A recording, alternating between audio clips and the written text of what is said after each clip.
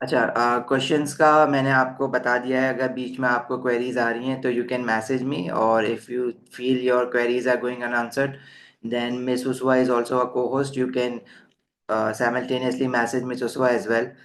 Secondly, these questions, acha, most of you guys have been asking me to solve the most difficult of the questions.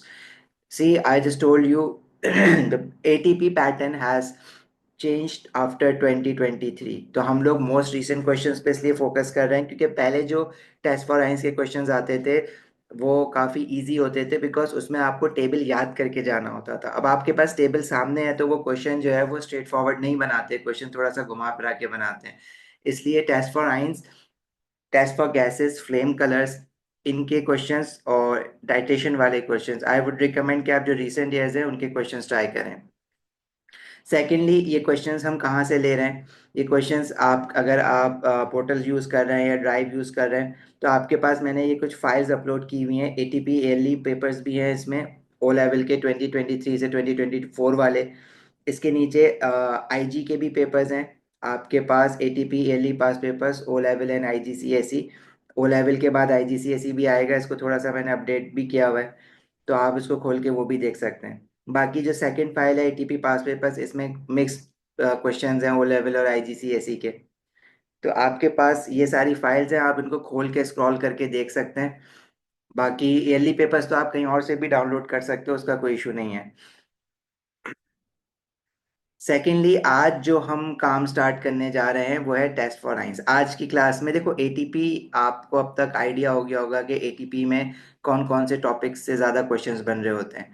हमने energetics देखा, electrolysis देखा, metals देखा, experimental chemistry देखा। तो इनके जो ATP बनते हैं वो यूजुअली एक फिक्स टाइप के क्वेश्चंस होते हैं जो कि आपके थ्योरी पेपर में भी आपको मिल रहे होंगे। बस ग्राफ वाला काम आपके पास नहीं आता जो आपने देख लिया। सेकेंडली, आपके पास एक बात बार बार मैं आप लोगों को कह रहा हूँ, देखो क्वेरीज आप लोग बहुत पूछ रहे हैं and I really appreciate it, but अभी केटर नहीं हो पा रही हैं। अब थोड़ा सा वर्कलोड कम हो गया है तो I can individually cater your queries, but कुछ जगहों पे मैंने कंबाइंड ग्रुप बनाया हुआ है, कुछ जो ग्रुप्स पे जो स्ट्रेंथ ज़्यादा थी वहाँ पे मैंने उसी ग्रुप को रखा हुआ है।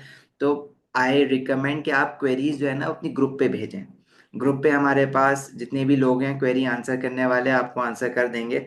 मैं भी आपको आंसर कर रहा हूँ ऑफ कोर्स। तो आपको मैं रिकमेंड करूंगा कि आप लोग ग्रुप पे भेजें क्वेरीज, किसी ना किसी ग्रुप में आप एडिड है ना, वहीं पे भेज दें। ठीक है। और हुसैन, स्पेशली यू बेटा, आप मैसेज फॉलो करते नहीं हो और फिर ना अजीब अजीब सवाल पूछ रहे हो। तो मेक श्योर कि आपके पास जो ग्रुप पे मैसेज आ रहे हैं, डिटेल्स आ रही हैं, इंस्ट्रक्शंस आ रही हैं, उनको तो फॉलो करो प्लीज। अच्छा जी। अ, बाकी देखो, एटीपी में अभी तक जो हमने और पढ़ना है, एटीपी में हमने टेस्ट फॉर आइंस के क्वेश्चंस करने हैं जो आज हम करेंगे। इसमें टेस्ट फॉर आइंस भी इंक्लूडेड हो जाता है, टेस्ट फॉर गैसेस भी आपके पास मिलेगा इसमें, and flame colours, flame test भी आपको मिलेंगे। अच्छा, ये काम बहुत इंपॉर्टेंट है। एक क्वेश्चन इस पे हर हाल में 6 to 7, कभी कभार 8 to 9 मार्क्स का एक क्वेश्चन तो बनेगा ही बनेगा। उसके बाद कल वाला जो हमारा काम होगा that would be moles and titration. ठीक है, कल वाली क्लास थोड़ी सी डिफिकल्ट होगी, आई कैन अंडरस्टैंड, चांद रात होगी, कुछ जगहों पे ईद भी है कल। अच्छा हाँ, उन लोगों का क्या करें जहाँ पे जिन लोगों की ईद है कल। आ,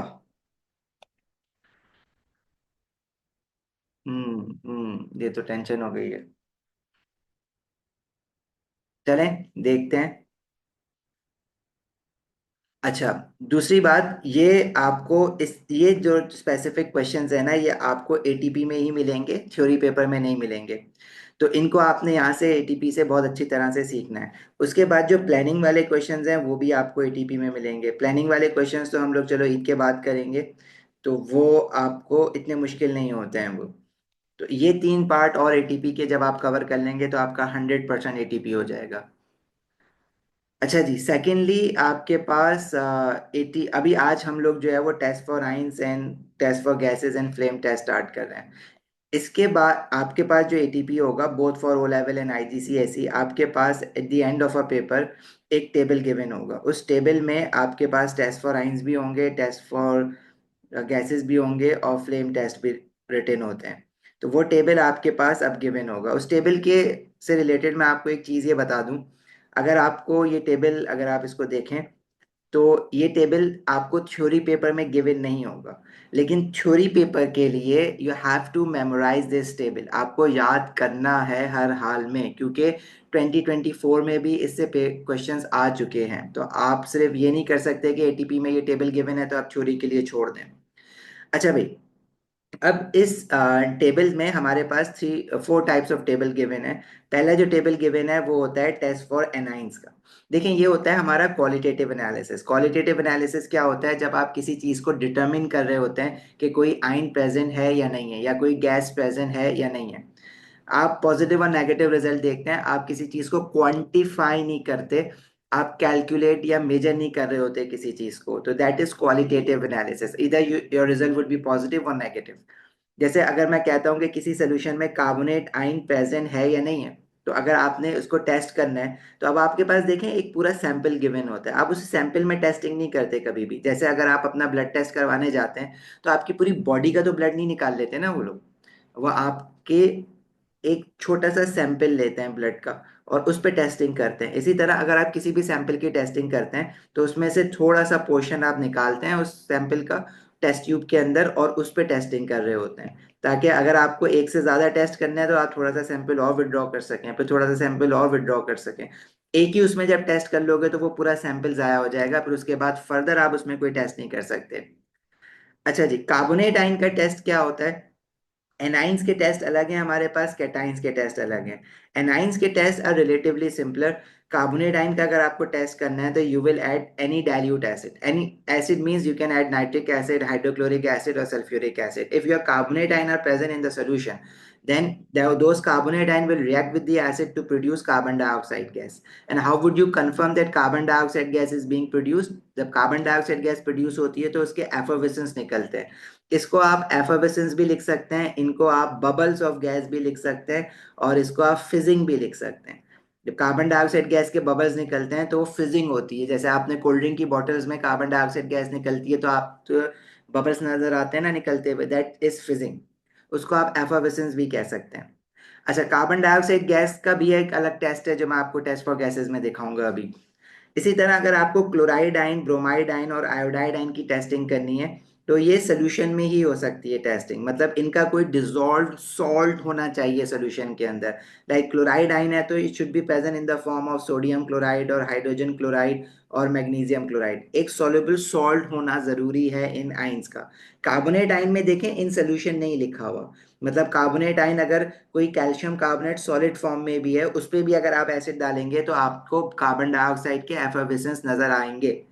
अगर सोल्यूशन में भी है, सोडियम कार्बोनेट एक्वा सोल्यूशन है which is a soluble metal carbonate, तो उसमें भी जब आप एसिड डालेंगे तो कार्बन डाइऑक्साइड के बबल्स नजर आएंगे। But as for chloride, bromide and iodide, you have to ensure that these ions should be present in the aqueous form, that is you must have their soluble salt। अब इनको test करने के लिए ये तीनों ions जो हैं ये हैलाइड आइंस हैं, दोस कम्स फ्रॉम हैलोजेंस। और इनको टेस्ट करने के लिए आपके पास जो रीजेंट यूज होता है वो यूज होता है acidify with dilute nitric acid, then you add aqua silver nitrate. सब में सेम टेस्ट है। अच्छा, यहाँ पे एसिड क्यों यूज किया गया है? यहाँ पे एसिड इसलिए यूज करते हैं ताकि अगर लेट्स से इस सोल्यूशन के अंदर क्लोराइड आयन के साथ अगर कोई कार्बोनेट आयन प्रेजेंट है तो वो रिमूव हो जाए। अगर कार्बोनेट आयन रिमूव नहीं होगा तो silver nitrate will interfere with the carbonate ions, और ये जो व्हाइट पीपीटी आपके पास आएगा वो फिर हम कंफर्म नहीं कर सकते कि वो क्लोराइड आयन की वजह से है या कार्बोनेट आयन की वजह से है। तो this nitric acid has been added in testing of chloride, bromide and iodide to remove any carbonate ions present। ठीक है, आप चाहें तो इसको अपने पास कहीं लिख भी लें। This acid here is added to remove any carbonate ions present, right. अब अगर सिल्वर क्लोराइड, अगर आपके पास क्लोराइड आयंस है सोल्यूशन में तो सिल्वर नाइट्रेट डालने से क्या होगा? सिल्वर क्लोराइड बनेगा। अब silver chloride is an insoluble salt जिसका व्हाइट प्रेसिपिटेट बनेगा। अगर if you are getting a white precipitate it means this chloride ion is present. But in case if you are getting cream precipitate की जगह वो of white precipitate भी लिख सकते हैं। अगर ऑफ वाइट या क्रीम प्रेसिपिटेट आ रहा है, it is due to silver bromide. और अगर येलो प्रेसिपिटेट आ रहा है, तो it means iodide ions are present and this yellow precipitate is actually of silver iodide. ठीक है। अच्छा, नाइट्रिक एसिड के अलावा क्या मैं कोई और एसिड यूज कर सकता हूँ? देखो, ब्रोमाइड आयन की टेस्टिंग में और आयोडाइड आयन की टेस्टिंग में आप नाइट्रिक एसिड के अलावा कोई और एसिड यूज कर सकते हैं, लाइक हाइड्रोक्लोरिक एसिड यूज कर सकते हैं। बट इन केस अगर आप क्लोराइड आयन की टेस्टिंग में हाइड्रोक्लोरिक एसिड यूज करते हैं, तो एक प्रॉब्लम हो जाएगी। वो प्रॉब्लम क्या होगी कि क्लोराइड आयन हाइड्रोजन क्लोराइड से भी तो आता है ना, हाइड्रोक्लोरिक एसिड से भी आ जाएगा। तो हाउ कैन यू से फॉर श्योर कि जो क्लोराइड आयन है वो पहले से सोल्यूशन में था या एसिड के साथ आ गया? ठीक है। इसी तरह ब्रोमाइड आयन में भी I will never use hydrochloric acid, क्योंकि देखिए, ब्रोमाइड आयन का तो ऑफ वाइट पीपीटी है, लेकिन अगर क्लोराइड आयन होगा तो वाइट पीपीटी भी बनेगा, तो आपको वो ऑफ वाइट पीपीटी आइडेंटिफाई करने में बहुत मुश्किल हो जाएगी। तो मेक श्योर कि whenever you are using the acid in testing of chloride, bromide and iodide, तो आप नाइट्रिक एसिड ही यूज करेंगे। कार्बोनेट के केस में आप कोई भी एसिड यूज कर सकते हैं। देखिए, इन्होंने यहाँ पे नाम नहीं लिखा है किसी भी एसिड का। ठीक है, you can use nitric acid और हाइड्रोक्लोरिक एसिड और sulphuric acid, it's up to you. But in case of testing of chloride, bromide and iodide, the acid that you have to use should always be nitric acid. And why nitric acid? क्योंकि nitric acid से जो negative ion आता है ना, वो nitrate आइन आता है, और नाइट्रेट आइन किसी भी मेटल आइन के साथ इनसॉल्युबल सॉल्ट नहीं बनाता है। तो अगर आपके पास सिल्वर नाइट्रेट बनता भी है, तो सिल्वर नाइट्रेट का कोई प्रेसिपिटेट नहीं होगा। बट अगर आप सल्फ्यूरिक एसिड लेते हैं, तो सिल्वर सल्फेट का प्रेसिपिटेट बन सकता है। ठीक है। सॉल्युबिलिटी ऑफ सॉल्ट्स भी अभी मैं आपको रिकॉल करवा देता हूँ कि कौन से सॉल्ट सॉल्युबल होते हैं, कौन से इनसॉल्युबल होते हैं। अच्छा जी, नाइट्रेट आयन का आप टेस्ट कैसे करेंगे? In order to test for nitrate ion, you will add aqueous sodium hydroxide, then you will add aluminium foil. Aluminium foil बिल्कुल वही होता है जो आपके घरों में होता है, जो बेकिंग पर्पसेस के लिए आप यूज करते हैं। और एक्वस सोडियम हाइड्रोक्साइड डालने के बाद जब आप एल्यूमिनियम फॉइल डालते हैं और उसको हीट करते हैं या वार्म करते हैं, तो अमोनिया गैस प्रोड्यूस्ड होती है। अब आपको पता कैसे चलेगा अमोनिया गैस प्रोड्यूस्ड हो रही है? अमोनिया गैस तो कलरलेस होती है। अमोनिया की जो एक स्मेल होती है, वो एक पंजेंट स्मेल होती है। But the smell is not a criteria to identify any gas. कभी भी जब आप लैब में खड़े हुए होते हैं, तो आप अपनी दो सेंसेस कभी भी यूज नहीं करते, एक सेंस ऑफ स्मेल और एक सेंस ऑफ टच। ठीक है। अगर इन केस वो कोई पॉइजनस गैस है और आपने स्मेल करने की कोशिश की, तो डेट विल डैमेज यू। और सेंस ऑफ टच से क्या मतलब है कि आप कोई चीज चेक करना चाह रहे हैं कि वो हॉट है या नहीं है, तो अगर आप हाथ लगाएंगे और अगर वो ज्यादा हॉट हुई, तो आपका हाथ जलेगा। तो you will never use sense of smell और सेंस ऑफ टच। नो बेटा, ammonia is not red brown in colour, ammonia is colourless gas. तो अमोनिया गैस प्रोड्यूस हो रही है या नहीं हो रही, उसको चेक करने के लिए हम अमोनिया गैस का टेस्ट करेंगे, और उसका टेस्ट मैं भी आपको आगे चल के बताता हूँ। इसी तरह, in order to test for the sulphate ion, you will add dilute nitric acid, then add aqueous barium nitrate. जब आप बेरियम नाइट्रेट डालेंगे और सोल्यूशन के अंदर, अब देखें, barium nitrate is a soluble salt because all nitrates are soluble. In case sulfate ion is present in the solution, then with barium ion, barium sulfate will form. And barium sulfate is a well-known insoluble salt that gives you white precipitate. This white precipitate on adding barium nitrate confirms the presence of sulfate ion. Right? अच्छा, फिर एक test और है आपका sulphite आइन का test. अब देखें, ये जो सल्फाइट आइन है, it has been newly added in your syllabus after 2023। और इसका टेस्ट करने के लिए आप क्या करते हैं? You add a small volume of acidified aqueous potassium manganate 7। Acidified potassium manganate 7 is your oxidising agent. वो करता क्या है? सल्फाइड आइन को ऑक्सीडाइज करता है इनटू सल्फेट आइन। And when this sulfide ion is oxidized, potassium magnate changes its color from purple to colorless. So if your potassium magnate is changing its color from purple to colorless, it means sulfide ion must be present. Right? तो these are the test for the anions. इसके अलावा कोई और A9 नहीं है हमारे syllabus में। और ये टेबल आपको गिवन होगा। इस टेबल पे जो मैंने बातें इसके ऊपर लिखी हुई हैं, मेक श्योर ये आपको याद होनी चाहिए। This will help you out both in theory paper and ATP paper. Now, how would you test for cations? We have these cations जिनकी हमें टेस्टिंग याद तो नहीं करनी है एटीपी के लिए, थ्योरी के लिए जरूर याद करनी है। देखिए, कैटाइन को टेस्ट करने के लिए वी हैव टू रीजेंट्स। ये जो रिएक्टेंट्स हम यूज कर रहे हैं ना टेस्टिंग के लिए, इनको हम रीजेंट्स भी कहते हैं। तो one of the reagent is aqueous sodium hydroxide which is your alkali, and the other region is aqueous ammonia. Aqueous ammonia is also an alkali because when you dissolve ammonia into water, it forms ammonium hydroxide and this act as an alkali. ठीक है। अब ये reaction क्या करता है अंदर जाके, वो रिएक्शन इक्वेशंस तो हमें नहीं पढ़नी है, बट आपको ऑब्जर्वेशन जरूर पढ़नी है। ऑब्जर्वेशंस क्या होंगी भाई? सोडियम हाइड्रोक्साइड अगर हम किसी सोल्यूशन में डालते हैं और उस सोल्यूशन में लेट से एल्यूमिनियम आयन प्रेजेंट है, और एल्यूमिनियम आयन जो प्रेजेंट होना चाहिए वो एक्वस फॉर्म में होना चाहिए। एक्वस फॉर्म में होने से क्या मतलब है? There must be a soluble salt of aluminium, like aluminium nitrate हो या एल्यूमिनियम सल्फेट हो, वो भी सॉल्युबल होता है, या एल्यूमिनियम का कोई और एल्यूमिनियम क्लोराइड हो, वो भी सॉल्युबल होता है। स्क्रीनशॉट लेना है किस चीज का? एक मिनट देना जरा मेरे को।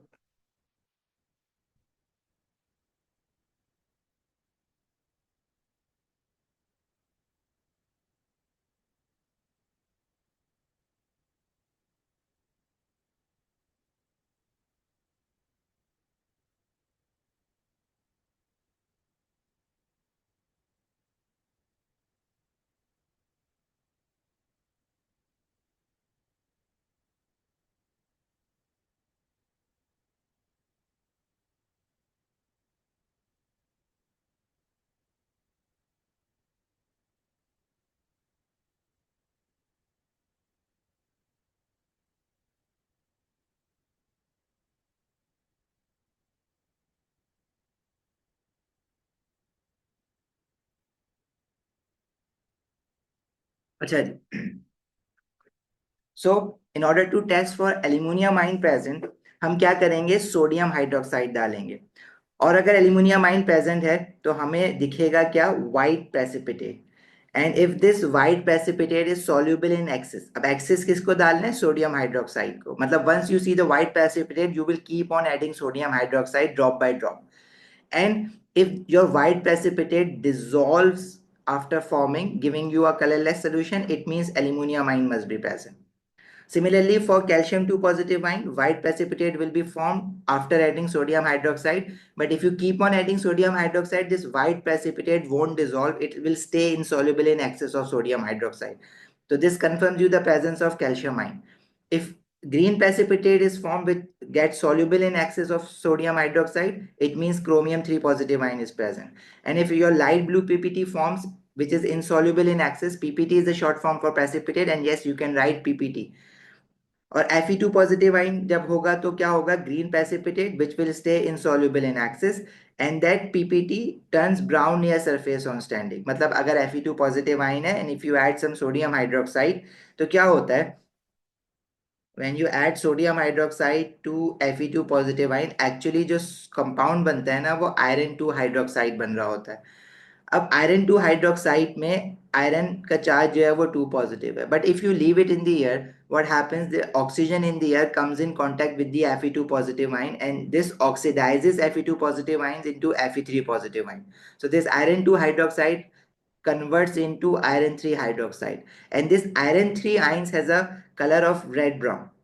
तो अगर आपके पास Fe2 पॉजिटिव आयन है तो ग्रीन पीपीटी के बाद वो थोड़ी देर में कन्वर्ट हो जाएगा रेड ब्राउन पीपीटी में। वो बेसिकली Fe3 पॉजिटिव आयन का टेस्ट है। बट लेट्स से अगर Fe3 पॉजिटिव आयन ही पहले से प्रेजेंट है तो आपको डायरेक्टली रेड ब्राउन प्रेसिपिटेट मिलेगा which is insoluble in access. Then if your zinc 2 positive ion is present, so you will get white precipitate which is soluble in excess, giving a colorless solution. अब दो cation ऐसे हैं जिनकी observation exactly same आ रही है on adding sodium hydroxide. एक है aluminium आइन which is giving you white precipitate and soluble in excess, whereas zinc 2 positive ion is also giving you white precipitate soluble in excess, giving a colorless solution. If these two observations are exactly similar, how would you identify whether your aluminum ion or zinc ion is present? You cannot, right? So it means sodium hydroxide won't be able to detect the difference between aluminum ion and zinc 2 positive ion. तो उसके लिए फिर हमने क्या किया? एक और reason लिया विच इज एक्वस अमोनिया। और एक्वस अमोनिया में जब हमने एल्यूमिनियम आयन के साथ ऑब्जर्वेशन देखी तो that was white PPT insoluble in excess. But with aqueous ammonia zinc two positive ion की जो ऑब्जर्वेशन है, white PPT soluble in access giving a colorless solution. So if you are confused between aluminum ion and zinc ion, you will always be using aqueous ammonia to test for aluminum ion or zinc ion, right? Similarly, with aqueous ammonia, calcium ion अगर होगा तो no precipitate और very slight white precipitate, और chromium आइन के साथ green precipitate insoluble in access, copper two positive आइन के साथ light blue precipitate soluble in access giving a dark blue solution, Fe2 positive आइन के साथ again green PPT insoluble in access, PPT turns brown near surface on standing, and Fe3 positive ion के साथ red brown PPT insoluble in access. What about this ammonium आइन? Ammonium ion cannot be tested using aqueous ammonia because aqueous ammonia itself contains ammonium ion. Ammonium hydroxide means this particular alkali will be having ammonium ion and hydroxide ion. So you cannot test an ammonium ion with an ammonium ion. Certainly you can test ammonium ion with sodium hydroxide. तो जब sodium hydroxide में आप ammonium आइन में sodium hydroxide डाल के heat करते हैं तो अमोनिया गैस प्रोड्यूस्ड होती है. बेसिकली ये वही रिएक्शन है जो आपने एसिड बेसिस एंड सॉल्ट्स में पढ़ा था, अमोनियम सॉल्ट्स का. जैसे अगर आपके पास कोई अमोनियम सॉल्ट है, अमोनियम क्लोराइड, तो इसके एक्वस सोल्यूशन में you will be having ammonium ions, and when you add aqueous sodium hydroxide to any ammonium salt, this will give you another salt which is sodium chloride, water and ammonia gas. ठीक है, ये वही reaction है जो कि यहाँ पे हमने एज अ टेस्ट यूज कर लिया है. ठीक है, जिंक आइडेंटिफाई करने के लिए बेटा आप एक्वस अमोनिया यूज करेंगे, सोडियम हाइड्रोक्साइड यूज नहीं करेंगे. एक्वस अमोनिया में एल्यूमिनियम आयन और जिंक 2 पॉजिटिव आयन के साथ दो डिफरेंट ऑब्जर्वेशंस है. If you are getting white PPT staying insoluble in access, this confirms the presence of aluminum ion. But if you are getting white precipitate soluble in access, this confirms you the presence of zinc 2 positive ion. ठीक है, iron 2 ion can be tested both with sodium hydroxide or aqueous ammonia, because if you see the observations of iron 2 positive ion with sodium hydroxide, this is similar to that of with aqueous ammonia. ठीक है, अब iron 2 positive ion, if you leave iron 2 positive ion after testing, after a while what will happen, these iron 2 positive ion, those were green, those were showing green ppt, but after a while they will convert into brown ppt. Surface पे जो test tube में जब आप ये testing कर रहे होंगे, तो जो सरफेस पे ग्रीन पीपीटी बना है ना, वो थोड़ी देर बाद देखो पूरा ग्रीन पीपीटी होगा, लेकिन सरफेस पे जो ग्रीन पीपीटी है वो थोड़ी देर बाद रेड ब्राउन कलर का हो जाएगा. वो क्यों हो जाएगा? क्योंकि सरफेस पे जो एयर कांटेक्ट में आ रही है उसमें जो ऑक्सीजन होगी वो Fe2 पॉजिटिव आयन को ऑक्सीडाइज करवा देती है टू Fe3 पॉजिटिव आयन, और उसका रेड ब्राउन पीपीटी दिखता है आपको. ठीक है जी. अच्छा, अभी ये यूज करते हैं क्वेश्चंस में तो आपकी अंडरस्टैंडिंग और बेटर होगी यहाँ पे.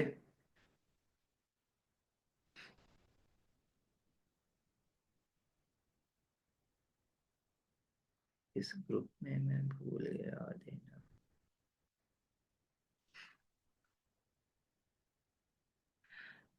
नहीं, एटीपी के पेपर के लिए आपको ये टेबल्स मेमोराइज नहीं करने हैं, ये आपके क्वेश्चन पेपर के साथ गिवन होंगे.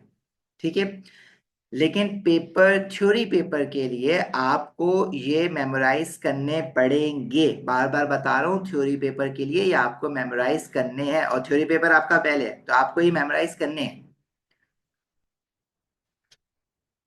अच्छा जी भाई, जिंक 2 पॉजिटिव आइन को उस्मान आप एक्वस अमोनिया के साथ टेस्ट करेंगे ना. एक्वस अमोनिया के साथ देखो दो डिफरेंट ऑब्जर्वेशन आ रही है जिंक 2 पॉजिटिव आइन की.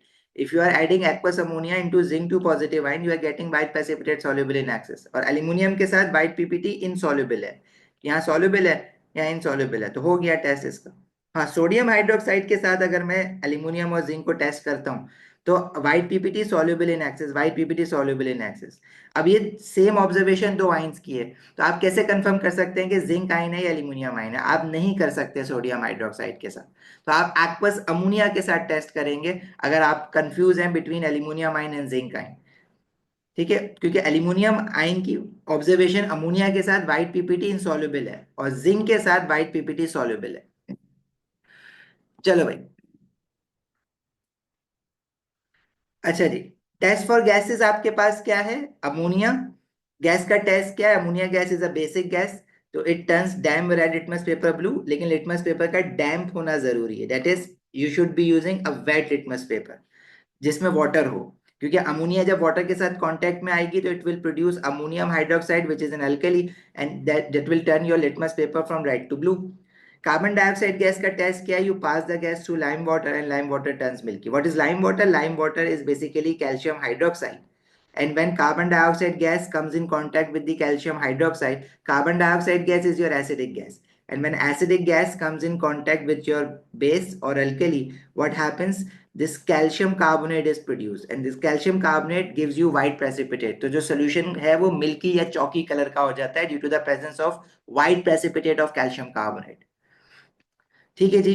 क्लोरीन गैस का टेस्ट क्या है? क्लोरीन गैस अगर कहीं से रिलीज हो रही है और आप आइडेंटिफाई करना चाह रहे हैं कि वाकई में वो क्लोरीन गैस है या नहीं है, तो what you can do is you can have a litmus paper. वो रेड भी हो सकता है, ब्लू भी हो सकता है, बट डैम्प होना चाहिए.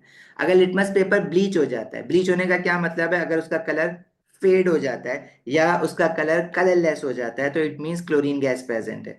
तो वो ब्लीच की जगह कभी लिटमस पेपर को फेड भी लिख देते हैं या फिर उसको कलरलेस भी लिख देते हैं. तो आपको ये दोनों वर्ड याद होने चाहिए.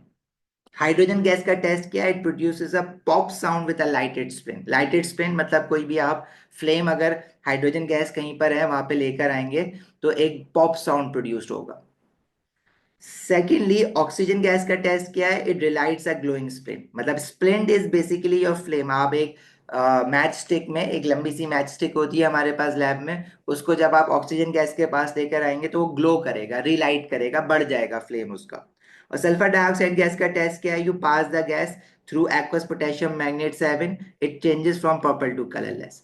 अब आप किसी भी गैस को किसी सॉल्यूशन से कैसे पास कर सकते हैं, वो बहुत सारी अपैरेटस अरेंजमेंट आप बना सकते हैं. लेट से अगर मैं आपसे कहता हूँ मेरे पास ये एक बॉइलिंग ट्यूब है, इसमें एक रिएक्शन ऐसा हो रहा है जिसमें अमोनिया गैस प्रोड्यूस्ड हो रही है. तो आप एक बॉइलिंग ट्यूब बना के इस पे रबर बंग लगा के इसके साथ एक डिलीवरी ट्यूब लगाएं और इस डिलीवरी ट्यूब को आप ले जाएं एक कंटेनर में जिसमें आपने वो सोल्यूशन रखना है जिसकी टेस्टिंग करनी है. अगर अमोनिया अमोनिया गैस के लिए तो खैर ये इस तरह से टेस्टिंग नहीं करेंगे. अमोनिया गैस के लिए तो आप टेस्ट ट्यूब के माउथ पे लिटमस पेपर रख देंगे, वेट लिटमस पेपर. और अगर अमोनिया गैस निकल ली होगी तो लिटमस पेपर जो है वो रेड से ब्लू कलर का हो जाएगा. लेकिन अगर आपने ये टेस्ट करना है, अमोनिया गैस का भी टेस्ट ऐसे ही हो जाएगा, क्लोरीन गैस का भी टेस्ट ऐसे ही हो जाएगा. लेकिन ये जो कार्बन डाइऑक्साइड गैस है और सल्फर डाइऑक्साइड गैस है, इनका टेस्ट करने के लिए आप ये वाली अपैरेटस अरेंजमेंट बनाएंगे जिसमें कार्बन डाइऑक्साइड गैस या सल्फर डाइऑक्साइड गैस एक स्पेसिफिक सोल्यूशन से पास करेगी. अगर कार्बन डाइऑक्साइड गैस को टेस्ट करना है तो आप इसमें लाइम वाटर ले रहे होंगे, और अगर आपने सल्फर डाइऑक्साइड गैस को टेस्ट करना है तो इसमें आप फिर एक्वस पोटेशियम मैग्नेट सोल्यूशन ले रहे होंगे.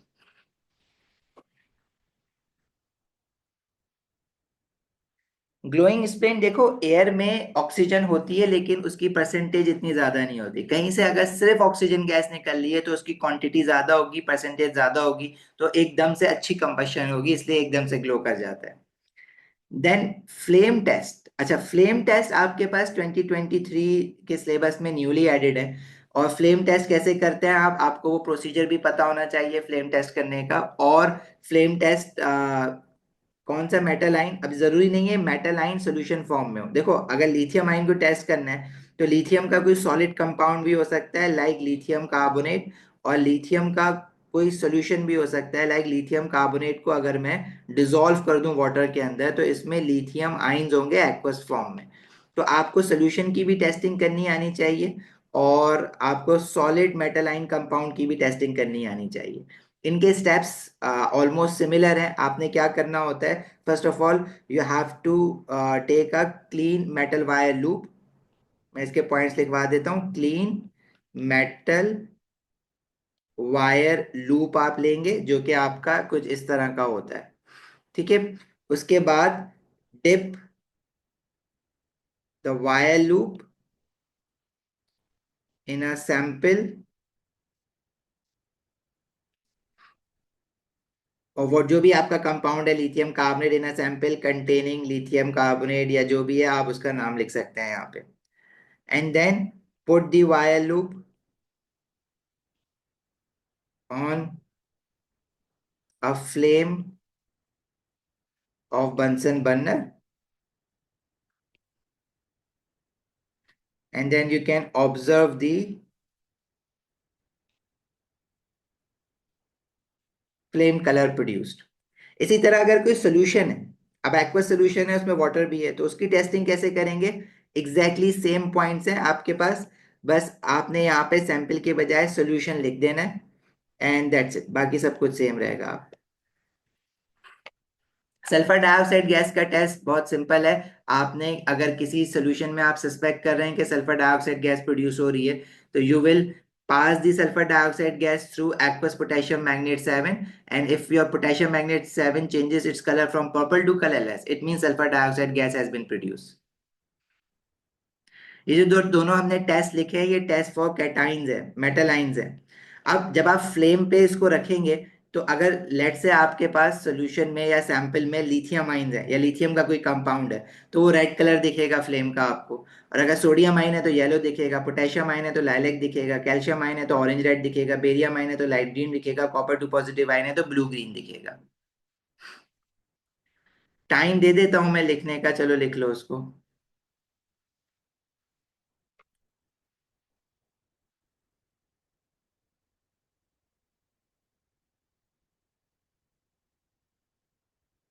फ्लेम टेस्ट भी मिलेगा एटीपी में आपको। ये जो दो टेबल, जो पेजेस मैंने दो खोले हुए ना, ये सब आपको एटीपी में मिलेगा।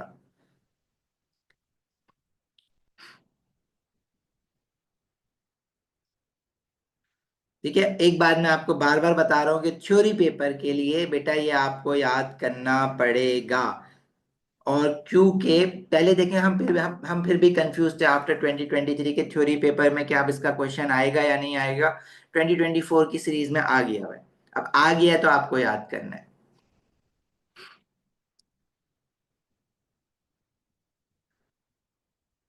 मुश्तबा, आप अपना क्वेश्चन दोबारा रिपोस्ट कर दें प्लीज। P2 में थ्योरी पेपर में कितने मार्क्स का आता है ये देखो, hardly 2 to 3 marks maximum, at most you can expect it, otherwise 1 mark. तो अगर आप ये सोच रहे हैं कि अगर हम छोड़ दें इसको थ्योरी पेपर के लिए, तो देखो छोड़ने को तो आप बहुत कुछ छोड़ सकते हो, लेकिन अगर अभी टाइम है ना, तो अभी याद करो। अभी कोई इस तरह का क्वेश्चन बनता नहीं है कि मैं छोड़ दूं। वो एग्जाम से 2 दिन पहले अगर आप पूछो तो मैं कहूंगा कि हाँ छोड़ दो, अभी नहीं। ग्लास रॉड यूज कर सकते हैं आप, स्पैचुला भी यूज कर सकते हो, मेटल वायर लूप भी यूज कर सकते हो। भाई अगर मैं मेटल वायर लूप की जगह पे सॉल्यूशन की टेस्टिंग के लिए, अक्सर बुक्स में लिखा हुआ होता है we can use a wooden splint, मतलब कोई लकड़ी लेके आप उसको टेस्ट कर सकते हैं, क्योंकि it will soak your solution, तो वो इजीली जल जाता है। बट मेटल वायर लूप भी हो सकता है। आप केमिस्ट्री की लैब में स्पैचुला होता है, उससे भी टेस्टिंग कर सकते हो। आप बहुत सारी, आप मेटल वायर लेके डिप करें और उससे कर लें।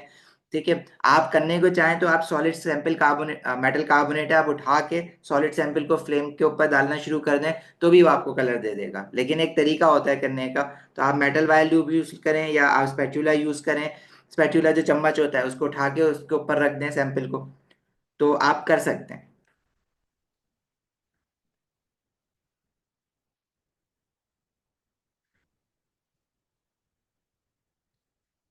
सॉल्यूशन, देखिए वो तो क्वेश्चन की डिमांड है ना। अगर क्वेश्चन में उन्होंने लिखा हुआ है कि सोल्यूशन है, तो आप सोल्यूशन में डिप करेंगे उस मेटल वायर लूप को। अगर उन्होंने लिखा हुआ है कि सॉलिड सैंपल है, तो आप सॉलिड सैंपल के ऊपर जो है मेटल वायर लूप के ऊपर सॉलिड सैंपल लगाएंगे।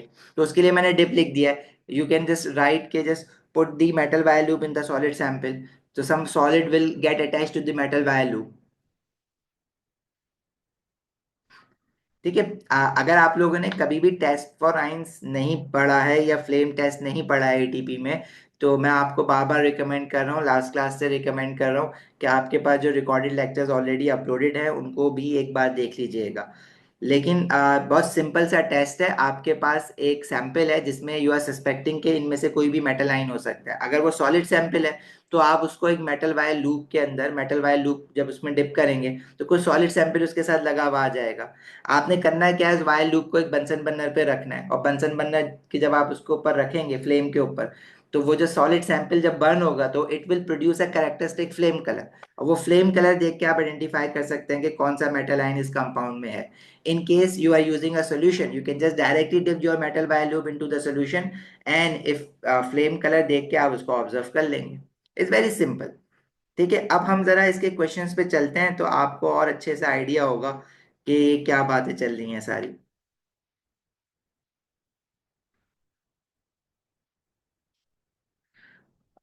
चलो भाई, a student does a series of experiments to investigate solution R.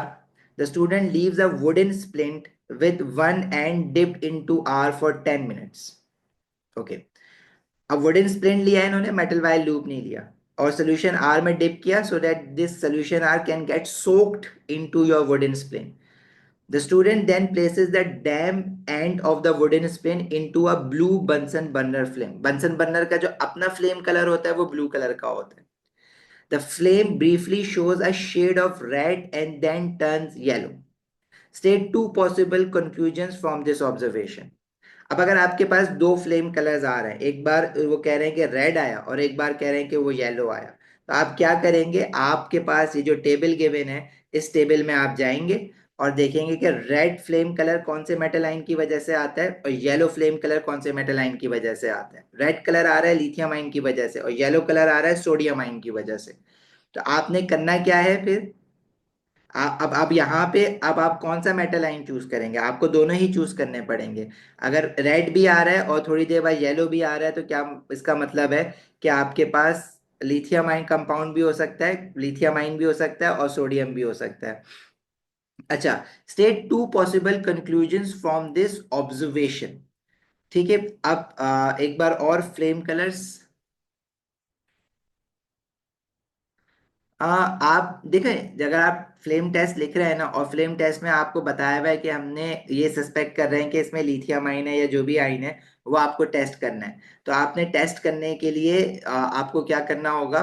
उसका फ्लेम लिखना होगा कि भाई इस फ्लेम, अगर मेटल आयन आपको पता था, आपने टेस्टिंग लिखी और आपको पता था कि उसमें पोटेशियम है, तो आप लिखेंगे lilac flame colour is observed. Booklet में बेटा ये प्रेजेंट 2024 का आपकी बुकलेट में नहीं है, वो एएलई वाली बुकलेट जो मैंने अपलोड की है उसमें है. हाँ, अब लिथियम सोल्यूशन रेड कलर देगा अगर आप उसको बर्न करेंगे.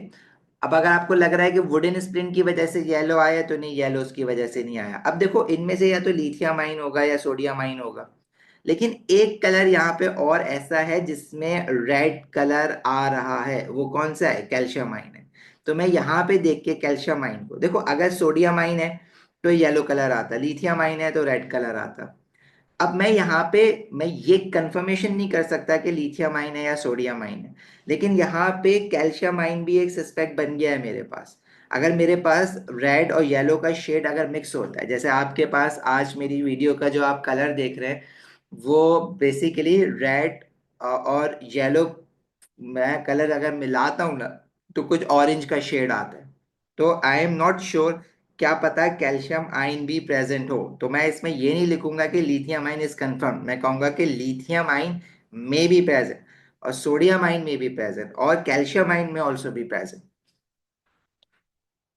ठीक है, ये टेबल मुझे बार बार आगे पीछे करना पड़ेगा. तो एक काम ये करते हैं ना, उठा लेते हैं यहाँ से.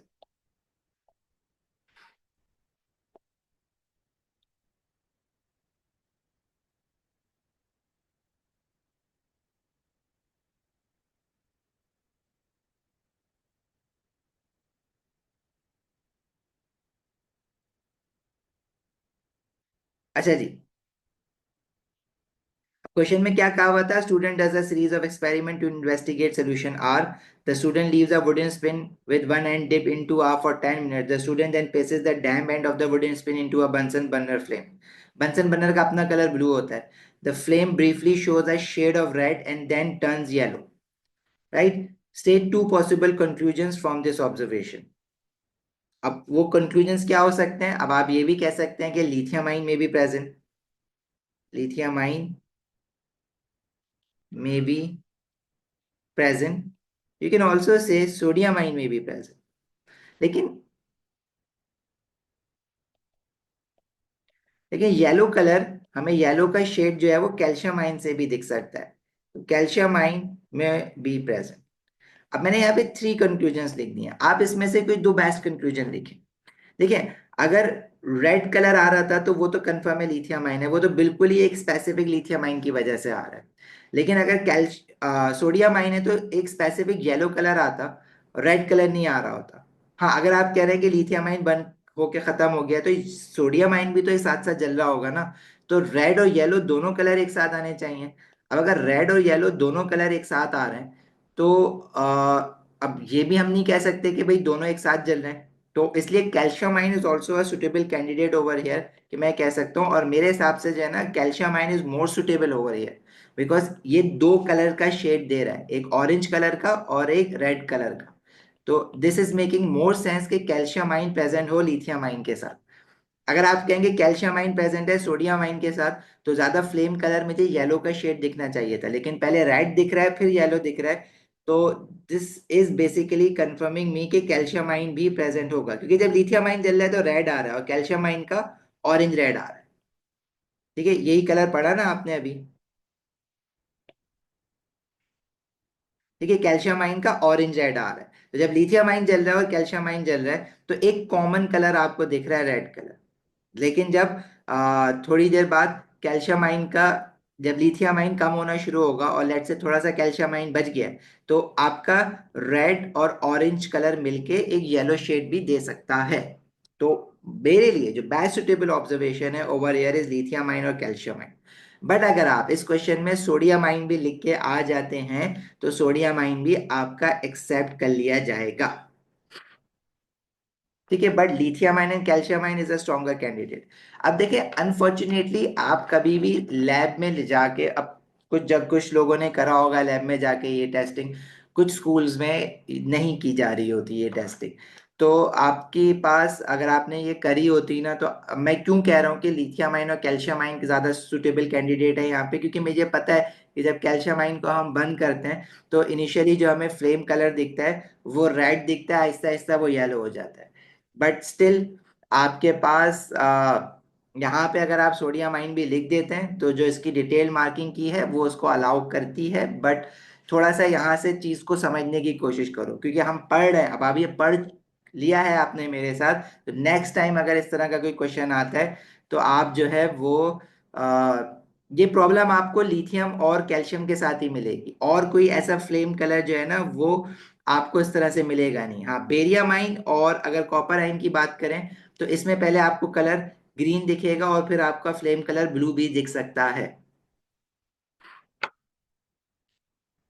कोई बात नहीं, अगर टेस्टिंग नहीं हुई है देखो इस तरह से कोई मसला नहीं है। आप लिथियम आइन जो लिखेंगे ना, एक मार्क तो आपको मिलेगा यहाँ पे, दूसरा मार्क आपका शायद मैसअप हो सकता है अगर आपने ये प्रैक्टिकली कभी नहीं किया। लेकिन मैं आपको यहाँ पे बता रहा हूँ ना कि जब कोई ऐसे दो आइन्स हैं जिनके कलर आपस में म्यूचुअल है, तो उसमें आपके पास दो डिफरेंट कलर्स नजर आ सकते हैं। अच्छा, अब आगे देखो, जब आप आगे क्वेश्चन पढ़ते हैं ना तो कभी कभार जब आप किसी पार्ट में फंस जाते हैं तो आप जो है वो आगे वाला क्वेश्चन पढ़ें तो कुछ पार्ट पीछे के आपको क्लैरिटी दे सकते हैं। आगे आपसे कह रहा है explain why it is difficult to make a definite conclusion from the observation in A1। क्योंकि डिफरेंट आइंस हैं, they are giving same colours, तो हाउ कैन वी से कि कौन सा आइन है, क्योंकि म्यूचुअल कलर्स आ रहे हैं ना, तो different ions giving same colours, that's why it is difficult to identify. Ions different है, कलर सेम है। अब मैं कौन सा आइन बोलूं, वही वाला केस हो गया जो जिंक और एल्यूमिनियम आइन के प्रेसिपिटेट के साथ हो रहा था। Different ions are giving same colour. अच्छा, ऐसा नहीं है कि फ्लेम टेस्ट जो है वो हमेशा इतना मुश्किल ही क्वेश्चन है। अप अंटिल 2024 इस क्वेश्चन से पहले पहले जितने भी फ्लेम कलर्स के टेस्ट आए ना वो बड़े डिस्क्रीट आए, बड़े स्ट्रेट फॉरवर्ड आए। ये मैंने क्वेश्चन चूज ही इसलिए किया है क्योंकि यहाँ पे इन्होंने फ्लेम कलर्स में बच्चों को फंसाया है। अच्छा जी, पार्ट बी में कह रहा है the student adds dilute nitric acid to R followed by aqueous barium nitrate. अब नाइट्रिक एसिड और बेरियम नाइट्रेट जब हम डालते हैं तो किस चीज को टेस्ट कर रहे होते हैं। देखें, जब हम, आपने अगेन टेस्ट फॉर आइंस के टेबल पे जाना है और इसमें ढूंढना है कि आपने बेरियम नाइट्रेट कहाँ पे डाला है। टेस्ट फॉर कैटाइंस में कहीं भी आपने बेरियम नाइट्रेट नहीं डाला। टेस्ट फॉर एनाइंस में आपने बेरियम नाइट्रेट डाला है एक जगह पे, कहाँ पे, जब आप सल्फेट आइन की टेस्टिंग कर रहे हैं तो आपने नाइट्रिक एसिड और बेरियम नाइट्रेट डाला है। और अगर वाइट प्रेसिपिटेट आता है तो this confirms you the presence of sulphate 2 negative ion. ठीक है जी। तो अब आप जाएं क्वेश्चन पे दोबारा, ये थोड़ा सा आपको आगे पीछे करना पड़ेगा, परेशान नहीं होना। अगर टेस्ट फॉर नाइट्स का टेबल खुला हुआ है सामने कहीं और तो ज्यादा अच्छी बात है आपकी। The student adds nitric acid and followed by aqueous barium nitrate. The student concludes that R does not contain sulfate ion. अगर सल्फेट आइन नहीं आया तो वो किस बेसिस पे कह रहे हैं सल्फेट आइन नहीं आया। सल्फेट आइन ना आने का रीजन क्या है, व्हाइट प्रेसिपिटेट नहीं दिख रहा होगा। अगर व्हाइट प्रेसिपिटेट नजर आ जाता तो वो कहते कि सल्फेट आइन प्रेजेंट है। बट ही सेइंग के स्टूडेंट ने कंक्लूड किया है कि सल्फेट आइन प्रेजेंट नहीं है। तो क्या ऐसी ऑब्जर्वेशन आई होगी जिसकी बेसिस पे वो कह रहा है सल्फेट आइन नहीं है? State the observation which allows the student to make this conclusion, colourless solution. मतलब नो कलरलेस सोल्यूशन लिख दें, या आप इसको ये लिख सकते हैं कि no white PPT, white precipitate नहीं बना। या आप इसको ये लिख सकते हैं कि कुछ भी नहीं होता हुआ दिखा सोल्यूशन में, आप डालते रहे बेरियम नाइट्रेट, कोई प्रेसिपिटेट नहीं आया या कोई चेंज नहीं हुआ, that's why you are, because you are expecting white precipitate if sulfate ion was present. If there are no precipitate formed, it means sulfate ion must not be present. ठीक है? और white precipitate is not seen, again ये भी सही है।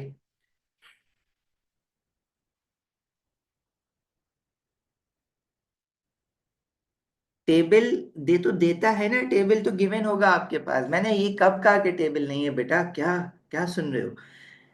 Tables, ये वाले table आपको गिवन होंगे, ये वाले टेबल एटीपी के पेपर के लिए आपको याद नहीं करने हैं। थ्योरी पेपर के लिए ये टेबल्स गिवन नहीं होंगे, थ्योरी पेपर के लिए ये टेबल्स आपको याद करने हैं।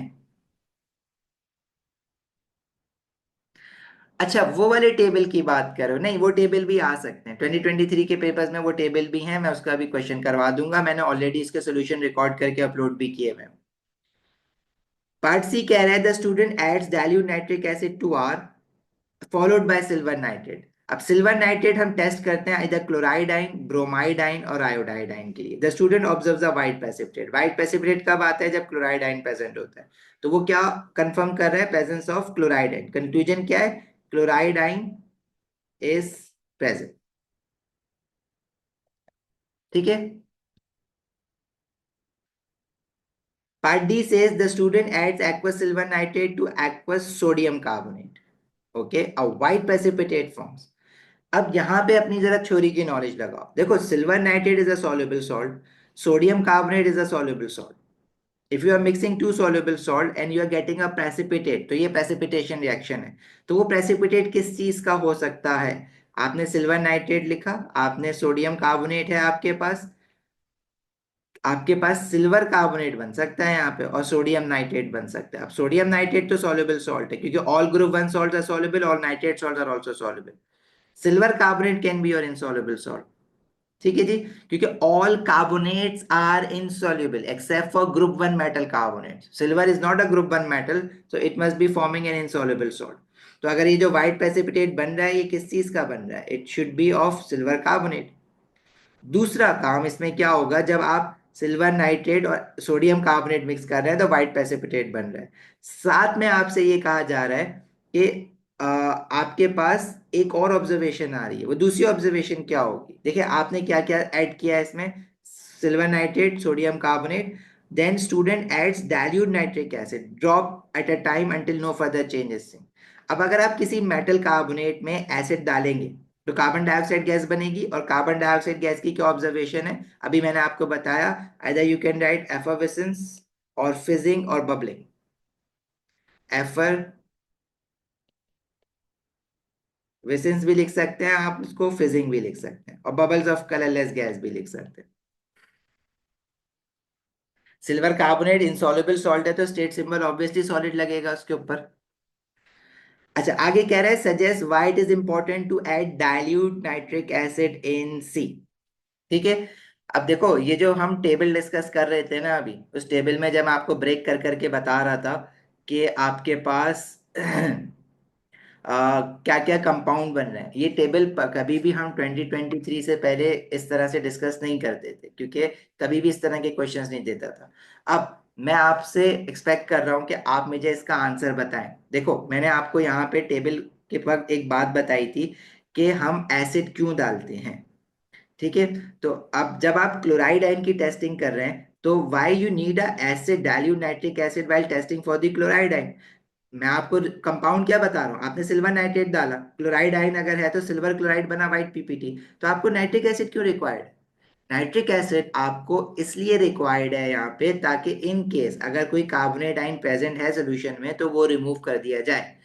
अगर कार्बोनेट आयन रिमूव नहीं होता तो क्या प्रॉब्लम आ जाती है? प्रॉब्लम ये आती है कि सिल्वर कार्बोनेट का कंपाउंड भी बनेगा। अब अगर सिल्वर कार्बोनेट बनेगा तो उसके क्या बनेंगे? व्हाइट प्रेसिपिटेट बनेंगे, क्योंकि carbonate all carbonate compounds are insoluble except for group 1 metal carbonate.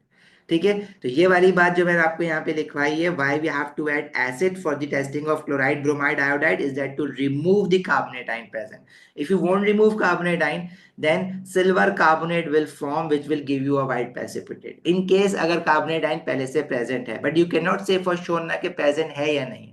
आपने सिल्वर नाइट्रेट डाला, व्हाइट पीपीटी आया, आपने कहा कि भाई क्लोराइड आयन है, क्या पता क्लोराइड आयन था ही नहीं सोल्यूशन में, वो कार्बोनेट आयन था जिसकी वजह से व्हाइट पीपीटी आया था। So you always have to make sure to remove any carbonate ion present. ठीक है भाई। तो ये देखो, ये ट्रेंड बड़ा चेंज हुआ है, आपको पुराने क्वेश्चन में इस तरह के क्वेश्चंस नहीं मिलेंगे। यू हैव ओनली 2023 एंड 2022 2024 वाले पेपर जिसमें आपको इस तरह के क्वेश्चंस मिलेंगे। आपको ओ लेवल में भी मिलेगा, ये सब आईजीसीएसई में भी एग्जैक्ट सेम क्वेश्चन इस तरह के मिलेंगे। तो आपने अपना क्वेश्चन बैंक बढ़ाने के लिए दोनों के क्वेश्चन ट्राई करने हैं। Suggest why it is important to add dilute nitric acid in C to remove any carbonate ion present. To remove any carbonate ion present, as silver carbonate also forms white PPT। ये मैं extra बात लिख रहा हूं, अगर आप ना लिखना चाहे ना लिखें, लेकिन आपके अंडरस्टैंडिंग के लिए मैं लिख रहा हूं ये वाली बात। लेकिन ये बात पता होगी तो ये वाली बात लिखोगे ना। एफोबेसेंस क्यों आया है? कार्बोनेट आइन था, एसिड डाला है ना, नाइट्रिक एसिड, तो कार्बोनेट और एसिड रिएक्ट करके कार्बन डाइऑक्साइड बनाता है, उसका एफोबेसेंस है। अच्छा जी, part E says the student adds a few drops of aqueous sodium hydroxide to R. ठीक है, सोडियम हाइड्रोक्साइड डाला है। अब सोडियम हाइड्रोक्साइड कब डाला है आपने? सोडियम हाइड्रोक्साइड आपने डाला है in order to test for cations. Sodium hydroxide आप डाल रहे हैं टू टेस्ट फॉर कैटाइंस। ठीक है, set the observation the student makes which suggests that R may contain calcium 2 positive ion. If your calcium 2 positive ion is present and if you are adding sodium hydroxide into it, then how, what would you see? If you are adding sodium hydroxide and let's say if calcium ion is present, you would see white precipitate insoluble in excess. तो क्या चीज आपको confirm करेगी कि calcium ion present हो सकता है? White precipitate on adding sodium hydroxide. तो आप यहाँ पे क्या लिखेंगे? The observation that make the student suggest that R may contain calcium 2 positive ion, he will be seeing white PPT insoluble in excess sodium hydroxide। Sodium hydroxide आप मजीद डालते रहे, white PPT will stay insoluble. Next part F says describe what else the student needs to do to confirm that calcium 2 positive ion are present। अच्छा जी, मैं थोड़ा जल्दी में आगे बढ़ गया, लेकिन देखें अब कंफर्म करने के लिए क्या करोगे? पूरा टेस्ट क्या है? Add sodium hydroxide, white PPT forms. But if you keep on adding white sodium hydroxide, मतलब एक्सेस में डालेंगे तो व्हाइट पीपीटी स्टेज इनसॉल्युबल। तो ये जो एक्सेस वाली बात है वो हमने बाद में लिखनी थी, मतलब नीचे वाले पार्ट में इसके अलग से आंसर दिया हुआ है। State what the student observe, what the student does in observation. ठीक है, क्या उसने करना है, और एक्सेस सोडियम हाइड्रोक्साइड डालेंगे, ऐड एक्सेस सोडियम हाइड्रोक्साइड, और फिर आप क्या लिखेंगे? White PPT stage insoluble. ठीक है, तो इनसॉल्युबल वाली बात आपको ऊपर लिखने की जरूरत नहीं है, फिर सिर्फ वाइट पीपीटी लिखेंगे आप ऊपर।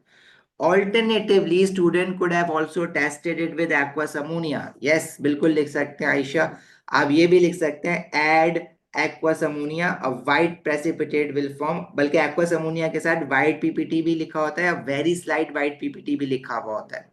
तो आप यहाँ पे ये वाली बात लिख सकते हैं, white PPT या slight white PPT is formed। एक तो ये टेबल आगे पीछे करके ना तो आप ये भी लिख सकते हैं कि student could have confirm the presence of calcium 2 positive ion by adding aqua sodium hydroxide. If no PPT और very slight white PPT is form, it confirms the presence of calcium 2 positive ion. तो आप दोनों ही बातें लिख सकते हैं, दोनों ही सही हैं आपके पास। नो पीप देखो पूरी बात लिखना है जो टेबल में लिखी हुई है, टेबल में बात आगे आपके और भी तो लिखी हुई है ना, तो आपने पूरी बात लिखनी है, आप सिर्फ नो पीपीटी लिख के नहीं छोड़ सकते। If you are writing about aqueous ammonia, तो you will write no PPT or very slight white PPT. And अगर आप एक्सेस सोडियम हाइड्रोक्साइड की बात कर रहे हैं तो add excess sodium hydroxide, PPT stays insoluble. ठीक है। द स्टूडेंट उस्मान, ये स्लाइड बेटा 2024 की है, ये मैंने अपलोड की है, आपकी वर्कबुक में 2023 तक क्वेश्चंस हैं, वो आप कर भी चुके हैं ऑलरेडी। अच्छा, पार्ट जी में कह रहा है the student warms the solution from E. अच्छा जी, अब ई में क्या सोल्यूशन था वो देखते हैं, but the student conclude that the ammonia gas is produce, state the observation the student makes which confirms the ammonia gas is produce. अब अमोनिया गैस आपको नजर नहीं आनी है, इसका मतलब है आपने टेस्ट फॉर अमोनिया गैस लिखना है। अब ई में क्या था आपके पास, ई में जब आपने सोडियम हाइड्रोक्साइड डाला था तो व्हाइट पीपीटी आया था कैल्शियम 2 पॉजिटिव आयन का। लेकिन वो कह रहा है कि सोडियम हाइड्रोक्साइड के साथ जब हमने इसको हीट करा तो अमोनिया गैस भी प्रोड्यूस हो रही है। अब कैल्शियम आयन है तो अमोनिया गैस कैसे प्रोड्यूस हो रही है, इसका मतलब है कि इसमें एक और कैटाइन होगा जो कि अमोनियम आयन है। अब वो कह रहे हैं ना कि अमोनिया गैस प्रोड्यूस हो रही है, तो आपने मानना है प्रोड्यूस हो रही है। अब आपने उसका टेस्ट लिखना है कि कैसे प्रोड्यूस हो रही है। तो gas turns damp red litmus paper blue. देखें, ये आपको कहा नहीं जाएगा कि आप ये टेस्ट करें। ये ऑब्वियस होता है कि जब भी आप सोडियम हाइड्रोक्साइड डाल रहे हैं ना टेस्ट फॉर कैटाइंस में या टेस्ट फॉर एनाइन में, तो आप उसको हीट करके अमोनिया गैस की टेस्टिंग हर हाल में करेंगे ही करेंगे। नहीं जी, पंजेंट स्मेल से आइडेंटिफाई नहीं करेंगे उसको, कभी भी मत लिखना ये बात। Identify a cation other than calcium ion present in, तो वो अमोनिया गैस अगर आई है सोडियम हाइड्रोक्साइड डालने पे तो वो कैटाइन क्या है, अमोनियम आयन है। You can write the formula as well as the name, क्योंकि जब तक वो कह नहीं रहा कि नेम लिखें तो आप फॉर्मूला भी लिख सकते हैं, ammonium ion is present. Solution R is made from a mixture of two different ionic compounds. Of course इसमें कैल्शियम आयन भी कंफर्म हो रहा है, इसमें अमोनियम आयन भी कंफर्म हो रहा है। ठीक है, suggest the name of these two compounds. अब देखें एनाइन कौन सा था, एनाइन आपने एक ही कंफर्म किया था, अगर आप ऊपर देखें तो आपने इस पूरे सॉल्यूशन में you just confirm the presence of chloride ion. ठीक है, और कोई आयन था कार्बोनेट आयन, तो वो बाद में उसने डाला था ना सोडियम कार्बोनेट पार्ट डी में, लेकिन आर की जो बात हो रही थी आर में आपने सिर्फ क्लोराइड आयन कंफर्म किया था। तो इसका मतलब है कि क्लोराइड आयन प्रेजेंट है इन दोनों कैटाइंस के साथ। जब कैल्शियम आयन के साथ क्लोराइड आयन होगा तो आपका जो फॉर्मूला होगा वो क्या होगा, CaCl2। और जब अमोनियम आयन के साथ क्लोराइड आयन होगा तो आपका फॉर्मूला होगा अमोनियम क्लोराइड। लेकिन यहाँ पे उसने लिखा हुआ है नेम्स, तो आप फॉर्मूला नहीं लिखेंगे, यहाँ पे नाम लिखेंगे उसका, अदरवाइज गलत हो जाएगा। तो आप यहाँ पे लिखेंगे calcium chloride and ammonium chloride.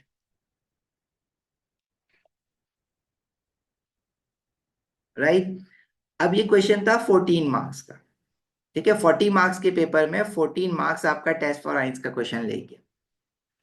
You can analyse के इसका वेटेज बहुत ज्यादा है, इसके क्वेश्चंस आपने करने हैं, और टेबल सामने होगा आपके, आप जितने क्वेश्चंस करेंगे उतनी क्लैरिटी आ जाएगी।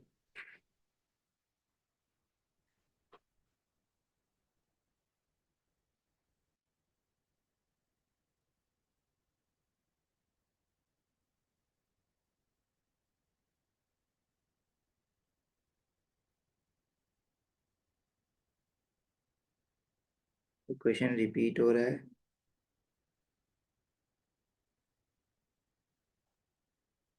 अच्छा, ये क्वेश्चन थोड़ा डिफरेंट है, क्वेश्चन 3 वेरिएंट इसका, हाँ वेरिएंट डिफरेंट है। करना है ये वाला क्वेश्चन।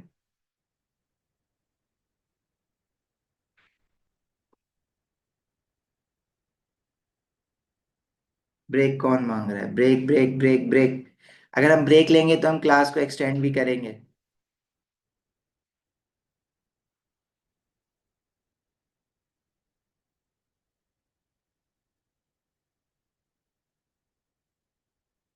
देखो ये क्वेश्चन ना उसी तरह का क्वेश्चन है, तो आई थिंक इस क्वेश्चन को करके फिर ब्रेक ले लेते हैं। अच्छा जी, इस क्वेश्चन में कहा जा रहा है आपसे, a student does a series of experiment to investigate solution R. The student leaves a wooden spoon with one end dipped into R for 10 minutes. The student then places the damn red end of the wooden spoon into the flame of Bunsen burner with the air hole open. अच्छा जी, अब Bunsen burner में जो air whole है ना, उसकी भी एक बड़ी कहानी है। देखिए, अगर आप एयर होल को ओपन रखते हैं तो इसका मतलब है बंसन बर्नर के अंदर ऑक्सीजन या एयर गैस, एयर अगर आ रही है तो बेसिकली एयर से तो हमें ऑक्सीजन चाहिए ना। तो अगर आप ओपन रखेंगे तो ऑक्सीजन जो है वो ज्यादा एंटर होगी या एयर ज्यादा एंटर होगी। जब एयर ज्यादा एंटर होगी तो बंसन बर्नर के अंदर जो भी फ्यूल आ रहा है, मीथेन आ रहा है या सुई गैस आ रही है, जो भी आ रहा है, तो वो ईजिली जो है वो बर्न होगी। ठीक है। और जब वो ईजिली बर्न होती है तो आपने ये याद रखना है बंसन बर्नर के बारे में कि जब कंप्लीट कंबशन होती है ना, जब एयर होल ओपन होता है, तो जो बंसन फ्लेम बनता है वो आपका ब्लू कलर का बनता है। अगर एयर होल मैं क्लोज करूंगा तो कंबशन कंप्लीट नहीं होगी, इनकम्प्लीट कंबशन होगी। तो बंसन बर्नर का जो फ्लेम होगा वो येलो फ्लेम होगा। ठीक है। If air hole is not, ये हमने एक्सपेरिमेंटल केमिस्ट्री में भी बात की थी, completely open, flame colour is yellow. ठीक है। एयर होल कहाँ होता है? बंसन बर्नर के नीचे लगा हुआ होता है। देखिए, जो आपके घरों में जो स्टोव्स हैं उसमें अगर आप गैस को बर्न होता हुआ देखें तो आपको वो ब्लू कलर का फ्लेम दिखेगा। अच्छा, अब होता पता है क्या, अब आपको मैं ना एक चीज बताता हूँ, आप लोग सब किचन में जाके ये काम करके देख सकते हैं। आप फ्लेम स्टोव को बंद करें, लाइट अप करें, और उसकी जो गैस है ना वो बहुत ज्यादा ना खोलें, तो आपको ना ब्लू कलर के फ्लेम दिखेगा। लेकिन अगर आप उसी गैस को बहुत ज्यादा खोल देंगे ना, तो जो फ्लेम जब बढ़ेगा तो उसके ऊपर जो है गैस नहीं आ रही, अरे अल्लाह, सैरी में करके देख लेना। तो उसके मेरे घर पे गैस नहीं जाती है वैसे। तो उसके ऊपर जो है ना आपको जो फ्लेम दिखेगा वो येलो कलर का या स्लाइट ऑरेंज कलर का दिखेगा। ऐसा क्यों हो रहा है? ऐसा इसलिए हो रहा है क्योंकि आपने गैस बहुत ज्यादा खोल ली है। अब एयर आपकी जो है वो इतनी क्वांटिटी में नहीं आ रही जितनी क्वांटिटी में गैस आ रही है, तो उसमें स्लाइट इनकम्प्लीट कंबशन हो रही होती है। इसकी वजह से फ्लेम जो है वो येलो कलर का प्रोड्यूस हो रहा होता है या स्लाइटली ऑरेंज कलर का प्रोड्यूस हो रहा होता है। और अगर आपके स्टोव जो है वो बहुत पुराने हो गए हैं और आपने उनकी मेंटेनेंस नहीं करवाई है, तो उसमें जो ऑक्सीजन का फ्लो है वो वैसे ही कम हो जाता है क्योंकि वो चोक हो जाते हैं। तो वो आपके पास स्लो फ्लेम पे भी वो येलो कलर का फ्लेम दिखता है। इन केस अगर आपके स्टोव्स में येलो कलर का फ्लेम आ रहा है या स्लाइट ऑरेंज कलर का फ्लेम आ रहा है, तो इट्स अ साइन कि इनकम्प्लीट कंबशन हो रही है, और इनकम्प्लीट कंबशन हो रही है तो कार्बन मोनोऑक्साइड गैस प्रोड्यूस हो रही है। और अगर कार्बन मोनोऑक्साइड गैस प्रोड्यूस हो रही है आपके किचन में, तो वो बहुत कम अमाउंट में प्रोड्यूस होती है, बट जो भी आपके घर में कुकिंग कर रहा है तो उसके वो ब्रीथ कर रहा है carbon monoxide, and that's hazardous, may be not आपके पास इतना जल्दी, बट एंड स्लोली वो आपको डैमेज कर रहा होता है। तो आप लोग अगर आप जाएं और देखें कि स्टोव में येलो या ऑरेंज कलर का फ्लेम आ रहा है, तो आप अपने स्टोव जो है वो सही करवाएं। आप क्या सही करवाएंगे, आप घर पे बताएंगे तो आपको कुछ और भी सुनने के लिए मिल सकता है। हाँ, तो ऑरेंज ब्लू फ्लेम मिलके येलो बनता है ना।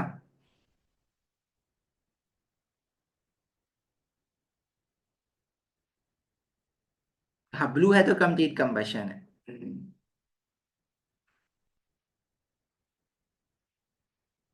अच्छा भाई, question number 3 says a student does a series of experiment to investigate solution R. The student leaves a wooden spoon, ये हो गई। The student concludes that R contains sodium ions। अच्छा, इस क्वेश्चन में उसने कंक्लूड कर दिया है कि सोडियम आयन है, तो मतलब येलो फ्लेम बन रहा होगा। State the observation which allows the student to make this conclusion। तो वो ऑब्जर्वेशन क्या आई होगी? येलो फ्लेम आया इसलिए कह रहा है कि वो आपका सोडियम आयन है। Explain why the air hole on the Bunsen burner must be open when doing the flame test. Open जरूरी इसलिए ताकि ब्लू फ्लेम बने उसका।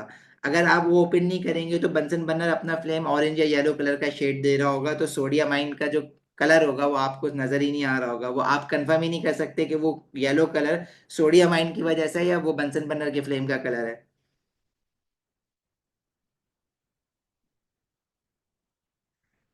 तो this is to prevent yellow flame colour of Bunsen burner with limited oxygen that, अब देखो अगर Bunsen का अपना येलो फ्लेम है तो आप कैसे कंफर्म करेंगे कि सोडियम आयन की वजह से येलो फ्लेम आ रहा है? ठीक है, तो डेट एक्चुअली वो क्या करता है, डेट मास्क, मतलब उसको शेडो कर देता है, mask the sodium ion flame colour. Air hole एक ओपनिंग होती है बंसन बर्नर में नीचे। आपने स्टोव्स पता नहीं वाले देखे नहीं देखे, लेकिन एयर होल जो होता है वो आप अगर उसको पूरा खोलेंगे तो उसमें एयर ज्यादा अंदर जाएगी, कम करेंगे तो एयर कम अंदर जाएगी। बंसन है, BUNSEN, Bunsen burner. This is Bunsen burner. अच्छा जी, पार्ट B1 में कह रहे थे student add dilute nitric acid to R, the student observe the effervescence of colourless gas which turns lime water milky, state the conclusion from this observation. Conclusion is carbon dioxide gas निकल रही है, तो कौन सा ion confirm हो रहा है? पहले आपने क्या लिखना है, इट इज फॉर 2 मार्क्स। देखो मार्क्स देख के डिसाइड करना है कि क्या करना है। कंक्लूजन क्या है? एफर्वेसेंस किस चीज का है? एफर्वेसेंस है carbon dioxide gas is produced which confirms carbonate ions. ठीक है जी, नाइट्रेट आयन कहां से आ गया? कार्बन डाइऑक्साइड आई है तो कार्बोनेट आयन होगा ना, नाइट्रेट आयन क्यों कह रहे हो भाई? एक मिनट जरा रुकना, मुझे इसको रिफ्रेश करना है। पना मांग रही है ये, गुड नोट किया है तो।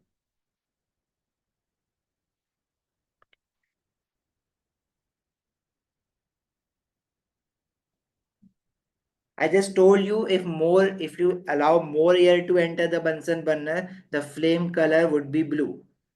By opening the air hole completely, you will get a blue flame. But if you slightly open the air hole, you will get a yellow flame. भाई वो क्या सब इसमें से? हम इस पार्ट पे थे। देखो जो मैंने सब लिखा था ना वो गायब हो गया। I will write it down, then I will upload it, don't worry. तो हम ये बात कर रहे थे, द स्टूडेंट कंक्लूजन क्या है इसकी? आपने एफर्वेसेंस आए तो carbon dioxide gas is produced that confirms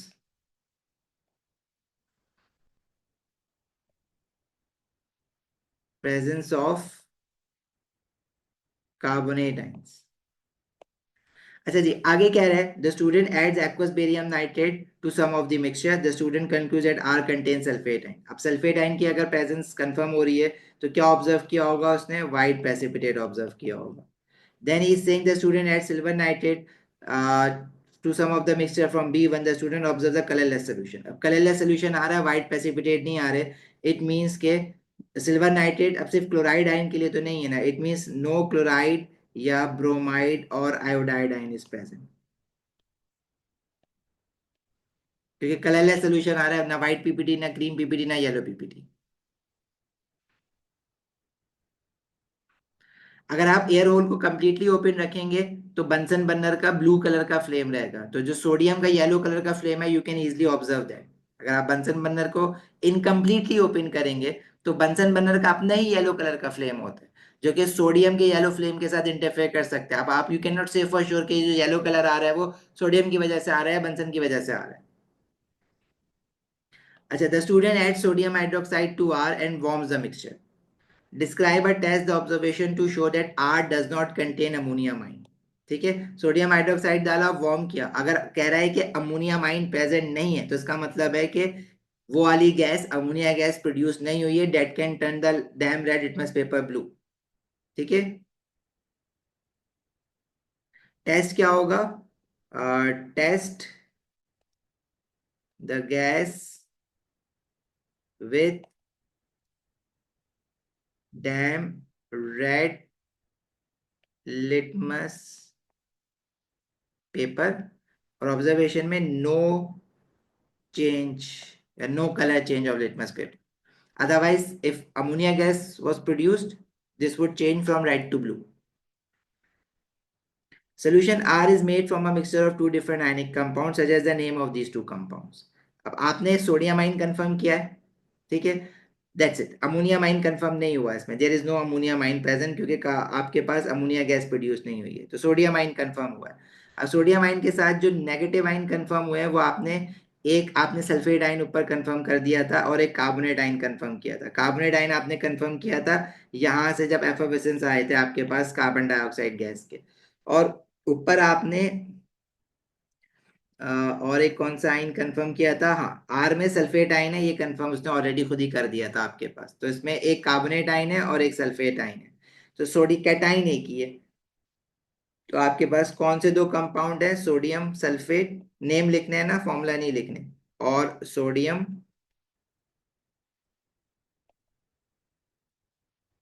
carbonate.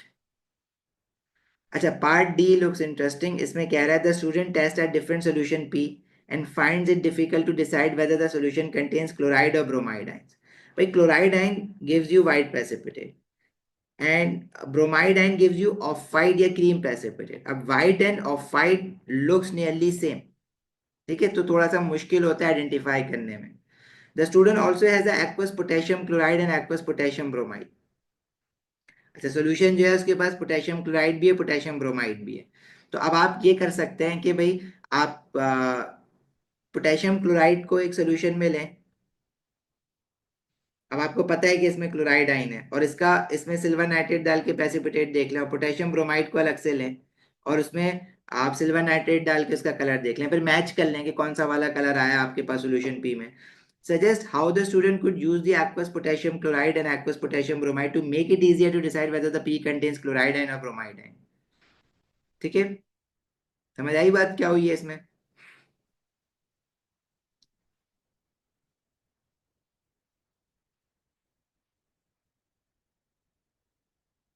तो इसमें आप लिखेंगे add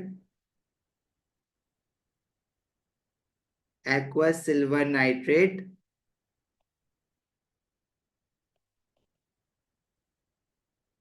separately to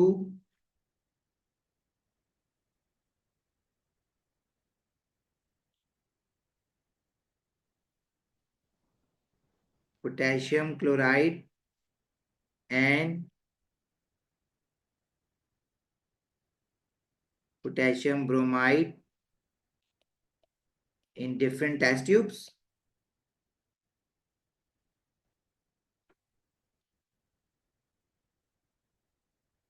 then add aqueous silver nitrate in a test tube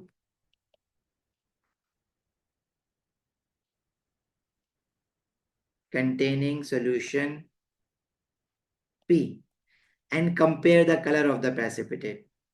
Compare the color of precipitate। किसका, आपने सोल्यूशन पी में जब सिल्वर नाइट्रेट डाला है तो इसका कलर किस चीज के साथ मैच कर रहा है, इसका कलर क्लोराइड आयन के साथ सिल्वर नाइट्रेट डालने पे मैच कर रहा है या ब्रोमाइड आयन के साथ कर रहा है? जिसकी इसके साथ भी मैच कर रहा है तो सोल्यूशन पी में वही वाला आयन होगा। पी को फ्लेम टेस्ट क्लोराइड ब्रोमाइड और आयोडाइड के लिए, हैलाइड आयन की टेस्टिंग के लिए हम फ्लेम टेस्ट नहीं करते। अब पी में कौन सा कैटाइन है, सोडियम आयन है, तो फ्लेम टेस्ट करके सोडियम आयन तो हमने पता लगा नहीं, अच्छा सॉरी, पी जो है वो एक नया कंपाउंड है। अब अगर मैं फ्लेम टेस्ट करूंगा तो flame test is for cations not for anions, इसलिए मैं फ्लेम टेस्ट नहीं कर रहा पी का। ठीक है, लेकिन वही कह रहे थे कि आपके पास जो क्लोराइड और ब्रोमाइड की पीपीटी आते हैं ना वो नियरली सेम होते हैं, वाइट या ऑफ वाइट पीपीटी। तो आप कंफर्म, आपको आपको वो ऑफ वाइट है, आपको लग रहा है वाइट, अब आप कंफ्यूज हैं कि मैं इसको क्लोराइड कहूँ या ब्रोमाइड कहूँ। तो आपके पास एक दो अलग अलग सोल्यूशन थे क्लोराइड के और ब्रोमाइड के, आपने उन दोनों के अलग अलग टेस्ट किए। तो क्लोराइड आयन का वाइट प्रेसिपिटेट, क्लोराइड आयन का प्रेसिपिटेट और ब्रोमाइड आयन का जो प्रेसिपिटेट है, आपने उन दोनों टेस्ट ट्यूब को सामने रखा, सोल्यूशन पी में जो प्रेसिपिटेट आया है आपने उसको मैच करके देख लिया कि क्लोराइड आयन के साथ मैच हो रहा है या ब्रोमाइड आयन वाले के साथ मैच हो रहा है। जिस चीज के साथ भी मैच हो रहा है मतलब उसका, इसमें भी वही वाला आयन है। ठीक है, अब अगेन ये जो पेपर आया हुआ है ना जून 2024 के पेपर्स, ये आपके, it requires a lab skill. ठीक है, तो ये बड़ा खतरनाक सा इन्होंने पेपर बनाया हुआ था इस बार। तो तुम कोशिश करते हैं जितने भी इस तरह के क्वेश्चंस हैं, इसलिए ये चूज किया गया पेपर के आपको बताया जाए। खतरनाक वाले लैब स्किल्स अगर आप लैब में उतरे होते, अब कैम्ब्रिज चाहता है कि अब जाओ ओ लेवल और आईजीसीएसई के बच्चों को लैब में लेके जाओ। ऑफ नहीं कर रहे, हाँ ब्रेक ले सकते हैं। मुझे असल में ना एक क्वेश्चन इसका आईजी का दिखाना है, एक टेबल वाला दिखाना है, पार्ट ई रह गया है अभी, wait. The student adds hydrochloric acid to another solution and gas is produced, the gas is pass through lime water, describe how the gas can be pass through lime water, you may draw a label diagram to help answer the question. अच्छा जी, अभी मैंने आपके सामने एक apparatus बनाया था, ठीक है। उस अपैरेटस में मैंने आपको, अब आप डायग्राम कैसे बनाएंगे, let me make a diagram for you.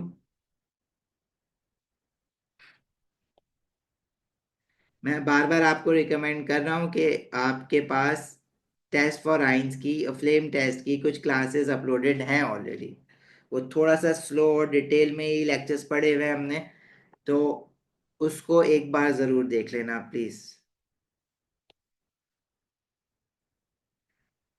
देखिए, इसकी लेबलिंग जरूर कर देना, this can be a boiling tube और टेस्ट ट्यूब। इसमें आपने करना क्या है, इसमें you will add hydrochloric acid, and whatever the solution is, if it is producing carbon dioxide, this gas will go into this delivery tube, and you this जो boiling tube ले लो, इसकी जगह टेस्ट ट्यूब ले लो, कुछ भी ले लो, कोई issue नहीं है। और ये कंटेनर है, इसके अंदर आपके पास होना चाहिए लाइम वाटर। अब इससे अच्छी कोई और अपैरेटस अरेंजमेंट भी बना सकते हैं। Rubber Bang, of course rubber बंग तो आएगा ना, कर दो, बंग भी लेबल कर दो, जितना ज्यादा लेबलिंग कर सकते हो कर दो। ये कहता है you may draw diagram, but I से यू शुड ड्रॉ डायग्राम, ठीक है। और ये है आपका container.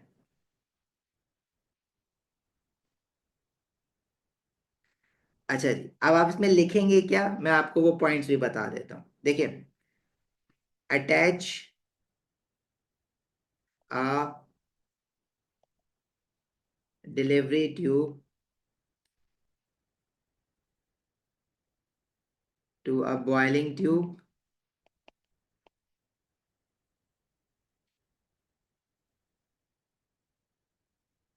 with rubber bung which have reactants reacting, ठीक है। वर्डिंग्स कैन डिफर, ठीक है। वो आपसे क्या ढूंढ रहा है कि क्या इन्होंने डिलीवरी ट्यूब लिखी, इनको क्या आइडिया है बच्चों को कि गैस को मैं दूसरे कंटेनर तक लेके कैसे जाऊंगा। You will be using a delivery tube. Attach और इमर्स, या डिप भी लिख सकते हैं इसकी जगह पे आप, immerse the other end of delivery tube in a container containing lime water and that should turn milky. बस आपने अभी ऑब्जर्वेशन नहीं लिखनी है, बस बताना था कि टेस्ट कैसे करेंगे। Delivery tube in a container containing lime water, so carbon dioxide gas reaches lime water.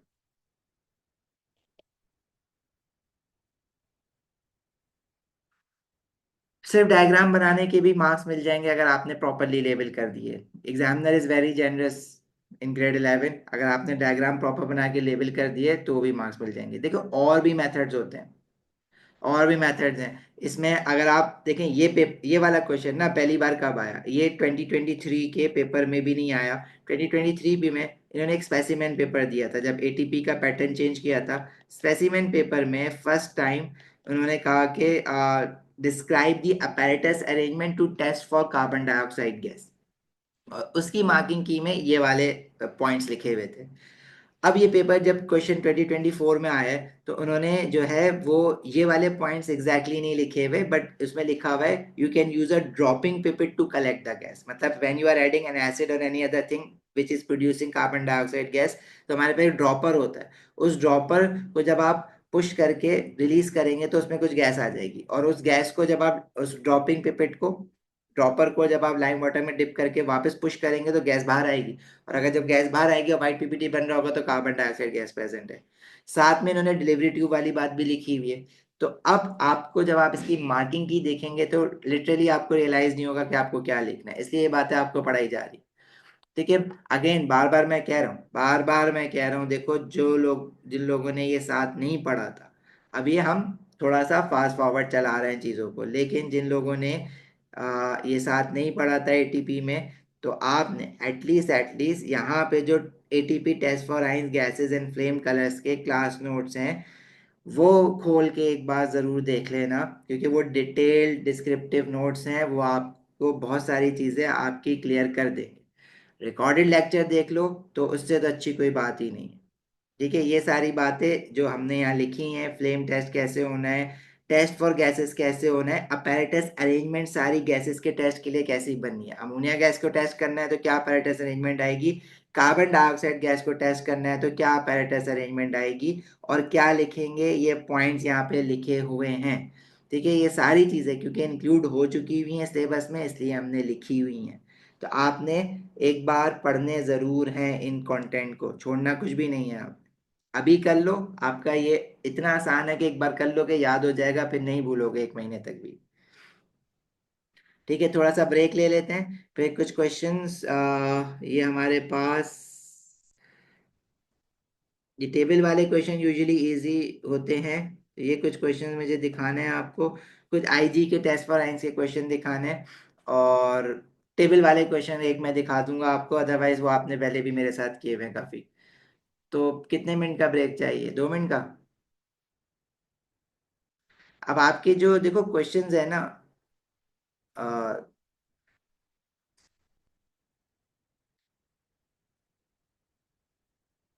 10 minutes का, तो चलो 6 मिनट्स का, ना तुम्हारी ना मेरी, 7 मिनट्स का ब्रेक ले ले।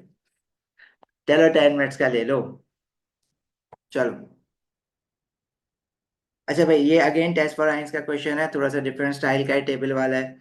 आईजी में, आईजी का क्वेश्चन है एक्चुअली। ठीक है, तो मैं आपको बार बार कह रहा हूँ कि आपने वो ओ लेवल वाले आईजी का भी कह रहे हैं, आईजी वाले ओ लेवल का कह रहे हैं, स्पेशली ओ लेवल वाले आईजी का पेपर जरूर करें, क्योंकि आपका जो पैटर्न चेंज हुआ है ना वो आईजी के हिसाब से चेंज हुआ है। तो आपने ओ लेवल वालों ने तो स्पेशली आईजी के 2-3 ईयर्स करने हैं। अच्छा जी। Student test two substances solid R and solid S. Test on solid R. Table 3.1 shows the test and the student's observation for solid R. Test 1 says gently heat about half of solid R in a boiling tube. The white solid forms a colorless liquid. Obviously melt हो गया है solid, और क्या हो सकता है? Steam comes out of from the boiling tube and condensation forms at the top of the boiling tube. जब आपने सॉलिड को हीट करा है तो स्टीम निकली है। किसी भी सॉलिड को जब आप हीट कर रहे हो और स्टीम निकल रही है, मतलब वाटर निकल रहा है, तो वाटर कहाँ से आएगा उसमें? इसका मतलब है कि जो सॉलिड आर है वो हाइड्रेटेड सॉल्ट है, इसमें वाटर ऑफ क्रिस्टलाइजेशन है। जब आप इसको हीट कर रहे हैं तो इसमें से वाटर ऑफ क्रिस्टलाइजेशन इवेपोरेट हो रहा है, स्टीम बन रहा है। ठीक है। टेस्ट 2 में आपसे कहा जा रहा है the remaining solid R is dissolve in distil water. अब जब आपने इसको हीट करके इसमें से स्टीम निकाल दिया है, तो आपके पास ये जो सॉलिड आया है वो आया है एनहाइड्रस सॉल्ट। अब एनहाइड्रस सॉल्ट को आपने क्या किया, डिजोल्व करा डिस्टिल वाटर में, वो डिजोल्व हो गया to form a solution R. It means R जो है वो एक सॉल्युबल सॉल्ट है, तभी तो वो डिजोल्व हुआ है। अब आर में कोई कैटाइन होगा और कोई एनाइन होगा। अब उसका टेस्ट फॉर कैटाइन और टेस्ट फॉर एनाइन आप करोगे। Solution R is divided into 4 portions. To the first portion of solution R add aqueous sodium hydroxide. जब आप सोडियम हाइड्रोक्साइड डाल रहे हैं तो मतलब आप टेस्ट फॉर कैटाइंस कर रहे हैं। Dropwise and then in excess. और अगर वाइट प्रेसिपिटेट आ रहा है तो वाइट प्रेसिपिटेट आपका किन किन चीज़ों के साथ आया है सोडियम हाइड्रोक्साइड डालने पे? आप टेबल देखेंगे तो एल्यूमिनियम आइन के साथ आया है, जिंक 2 पॉजिटिव आइन के साथ वाइट पीपीटी आ रहा है, और कैल्शियम 2 पॉजिटिव आइन के साथ वाइट पीपीटी आ रहा है।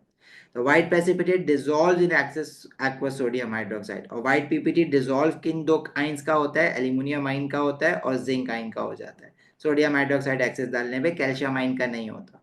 तो I can rule out calcium ion from here, but I can not से फॉर श्योर कि एल्यूमिनियम आइन है या जिंक टू पॉजिटिव आइन है। अगर ये एक्वस अमोनिया डालता तो मैं कंफर्म कर सकता था, अभी मैं कंफर्म नहीं कर सकता। टेस्ट 3 में कह रहे हैं to the second portion of solution R, मतलब सोल्यूशन आर को आपने 4 पोर्शंस में डिवाइड किया। फर्स्ट पोर्शन में आपने सोडियम हाइड्रोक्साइड के साथ टेस्टिंग कर लिए, सेकंड पोर्शन में आप एक्वस अमोनिया के साथ टेस्टिंग कर रहे हैं। जब आप एक्वस अमोनिया के साथ टेस्टिंग कर रहे हैं तो अगेन वाइट पीपीटी आ रहा है, तो इसका मतलब है ये आप एल्यूमिनियम आइन या जिंक टू पॉजिटिव आइन में से अभी भी कोई और कोई हो सकता है। तो white precipitate remains in excess aqueous ammonia. Zinc two positive ion का white PPT aqueous ammonia excess aqueous ammonia में सॉल्युबल होता है, एल्यूमिनियम आइन का इनसॉल्युबल रहता है। तो यहां से मुझे कंफर्म हो गया कि इस सोल्यूशन आर में एल्यूमिनियम आयन प्रेजेंट है। आप चाहें तो आप टेबल देख लें, आपको अभी तक ये बातें याद नहीं हुई होंगी ऑफ कोर्स, लेकिन अगर आप टेबल देखोगे तो एक्वस अमोनिया के साथ एल्यूमिनियम आयन का व्हाइट पीपीटी इनसॉल्युबल रहता है, और जिंक टू पॉजिटिव आयन के साथ व्हाइट पीपीटी सॉल्युबल हो जाता है। ठीक है, यही वाली बात आपको कंफ्यूज कर रही थी। अगर मैं सोडियम हाइड्रोक्साइड के साथ टेस्टिंग कर रहा हूँ तो एल्यूमिनियम आइन और जिंक आइन दोनों के साथ सेम ऑब्जर्वेशन है, white PPT soluble in access. I can not से फॉर श्योर कि एल्यूमिनियम आइन है या जिंक आइन है। लेकिन जब मैं एक्वस अमोनिया के साथ इसकी टेस्टिंग करूंगा तो एल्यूमिनियम आइन का व्हाइट पीपीटी इनसॉल्युबल रहता है एक्सेस अमोनिया में, जिंक आइन का सॉल्युबल हो जाता है। अब हमारे पास ये जो क्वेश्चन है इसमें इसने कहा हुआ है कि जो व्हाइट पीपीटी बना है that remains in excess aqueous ammonia, इसका मतलब है कि जिंक टू पॉजिटिव आइन नहीं है, इसमें एल्यूमिनियम आइन है। अदरवाइज जिंक टू पॉजिटिव आइन होता तो उसका व्हाइट पीपीटी सॉल्युबल हो जाता है एक्सेस अमोनिया में। ठीक है, देख रहे हो किस तरह से हमें पहले उसने टेस्ट सोडियम हाइड्रोक्साइड का दिया जो कि कंफ्यूज कर रहा था एल्यूमिनियम और जिंक आइन में, एक्वस अमोनिया के साथ उसने कंफर्म कर दिया कि एल्यूमिनियम आइन है। टेस्ट 4 में कह रहा है to the third portion of solution R add 1 cm cube of dilute nitric acid followed by few drops of barium nitrate. और जब आप बेरियम नाइट्रेट डालते हैं तो मतलब आप सल्फेट आयन को टेस्ट करना चाह रहे हैं। अगर सल्फेट आयन प्रेजेंट होगा तो व्हाइट पीपीटी आएगा, अगर नहीं होगा तो कोई चेंज नहीं होगा। अब नो चेंज शो कर रहा है कि सल्फेट आयन प्रेजेंट नहीं है, no sulphate ion is present. फिर नेक्स्ट फोर्थ पोर्शन में वो कह रहा है कि हमने नाइट्रिक एसिड के साथ सिल्वर नाइट्रेट डाला है। अब सिल्वर नाइट्रेट डाला है तो आप या तो क्लोराइड आयन को टेस्ट कर रहे हैं या ब्रोमाइड आयन को या आयोडाइड आयन को। अब ऑब्जर्वेशन में क्रीम पीपीटी अगर कह रहा है तो ब्रोमाइड आयन की प्रेजेंस कंफर्म हो रही है, दैट्स इट। ये आपका पूरा क्वेश्चन है, इसी में से आपके आगे पार्ट्स बनेंगे। हमने पहले ही पढ़ लिया इसमें कि क्या क्या हो सकता है। मैं चाहता हूं कि आपकी भी ऐसी प्रैक्टिस हो कि आप क्वेश्चन को देख के वहीं पे क्रैक कर लें कि क्या पूछने वाला है आपसे आगे क्वेश्चन में। State the conclusion that can be made from the observation in test 1। अब टेस्ट 1 में स्टीम निकला था। अब स्टीम निकलने का मतलब यह है कि जो आपके पास सॉल्ट है आर, वो हाइड्रेटेड सॉल्ट है, इसमें वाटर ऑफ क्रिस्टलाइजेशन है। तो R is a hydrated salt, that is it contains water of crystallisation. तो आप यहाँ पे लिखेंगे R is a hydrated salt. ठीक है, आगे कह रहे हैं आइडेंटिफाई सॉलिड आर।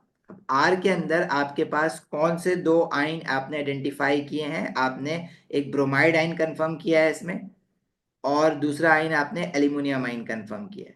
तो इसमें एक एल्यूमिनियम आइन है और ब्रोमाइड आइन है, तो सॉलिड आर क्या होगा, एल्यूमिनियम ब्रोमाइड होगा।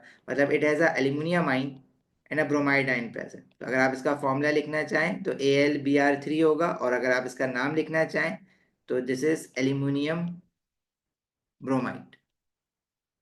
Yes, hydrated salt means water of crystallization है इसमें, it contains water of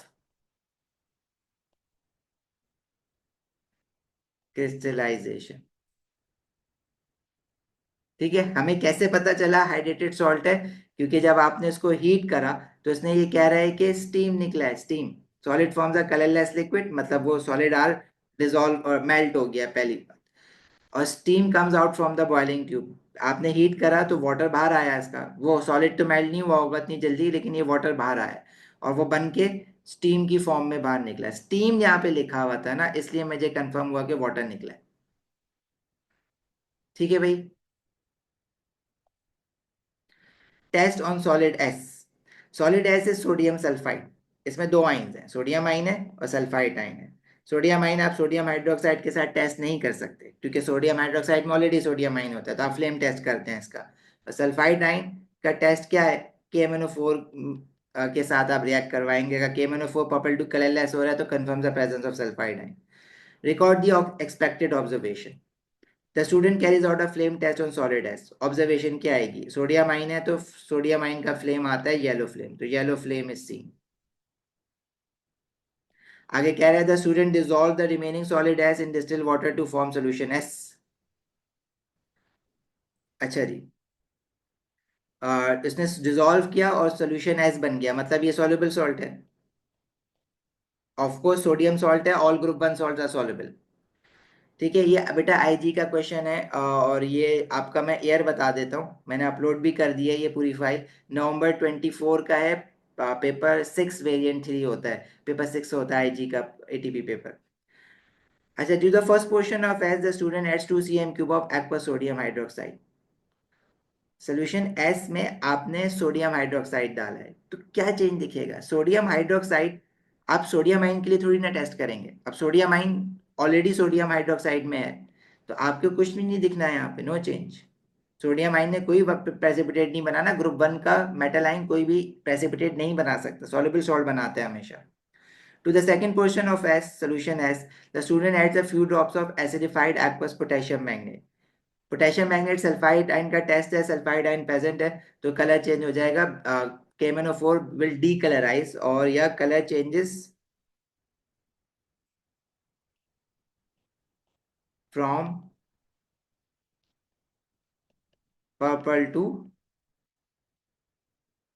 colourless, right.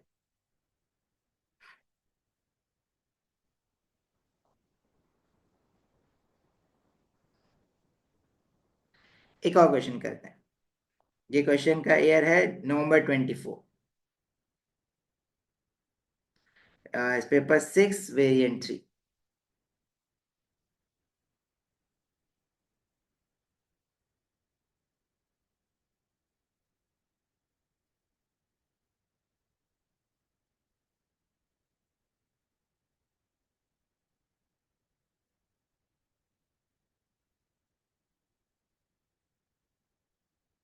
बेटा टाइम तो अभी छोड़ दो ना, टाइम पढ़ते रहो अभी बस। चलो, अब आप लोग मुझे इसके आंसर्स बताएंगे जरा क्वेश्चन पढ़ के।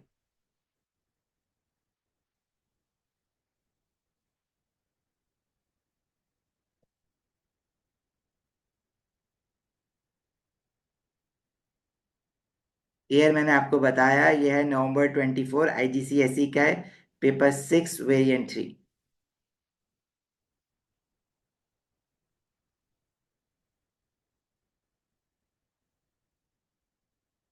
क्वेश्चन नंबर 4 है।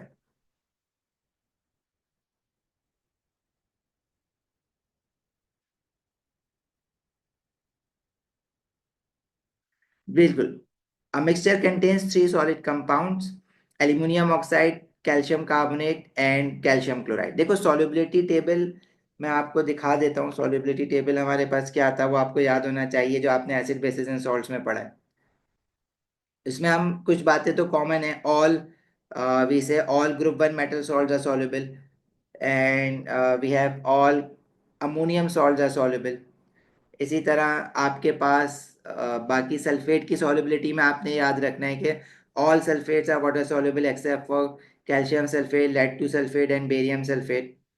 सेकेंडली, फिर आपने याद किया था कि all nitrate salts are water soluble, और all chloride salts are water soluble except for lead two chloride and silver chloride.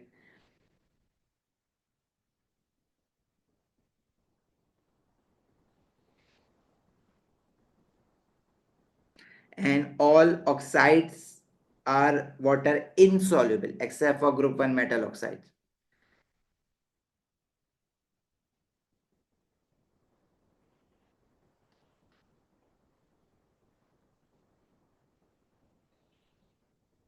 ये मैं यहाँ अटैच कर रहा हूँ, ठीक है।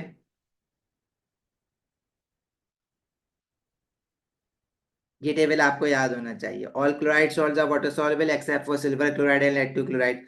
All nitrates are water soluble. All sulfates are water soluble except for calcium sulfate, lead 2 sulfate, and barium sulfate. All ammonium salts are water soluble. All group 1 salts are water soluble. All carbonates are water insoluble except for group 1 metal carbonate and ammonium carbonate. All metal oxides are water insoluble except for group 1 metal oxides. ठीक है, and similarly all metal hydroxides are also considered insoluble except for group 1 metal hydroxide, but calcium hydroxide is considered as partially water soluble. ठीक है, all oxides are water insoluble except for group 1 metal oxide. Group 1 metal oxides are water soluble. ठीक है, हाँ, अब this question is sort of planning question, तो हम कर लेते हैं ना, ये टेस्ट फॉर आइंस का है, हम प्लानिंग क्वेश्चन भी यहाँ से कर लेते हैं, कोई मसले की बात नहीं है।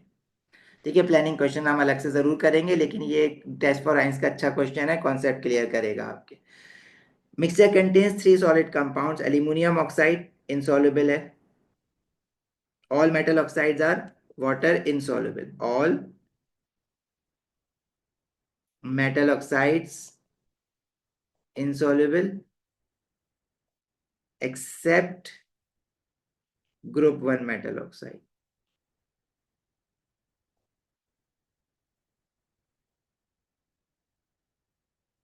Calcium carbonate, all carbonates are insoluble.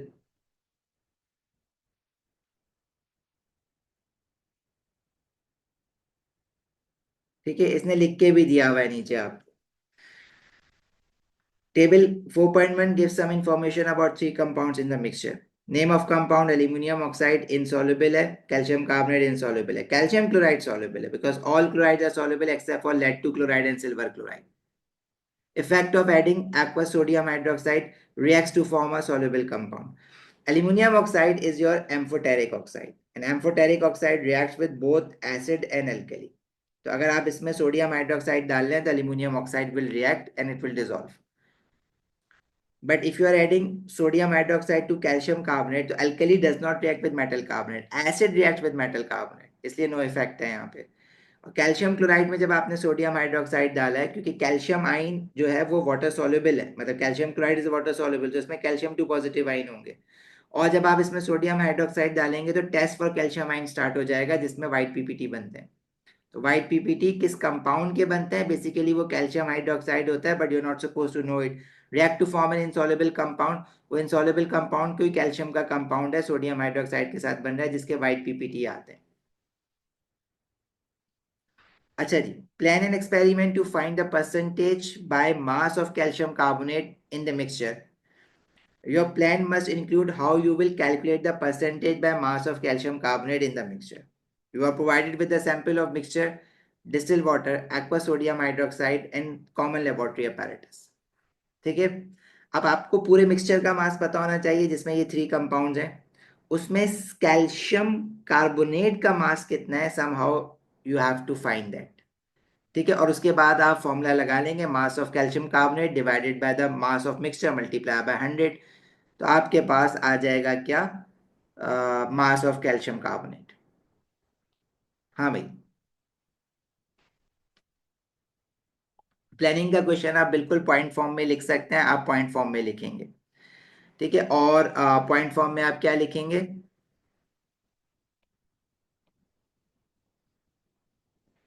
Major the mass of a mixture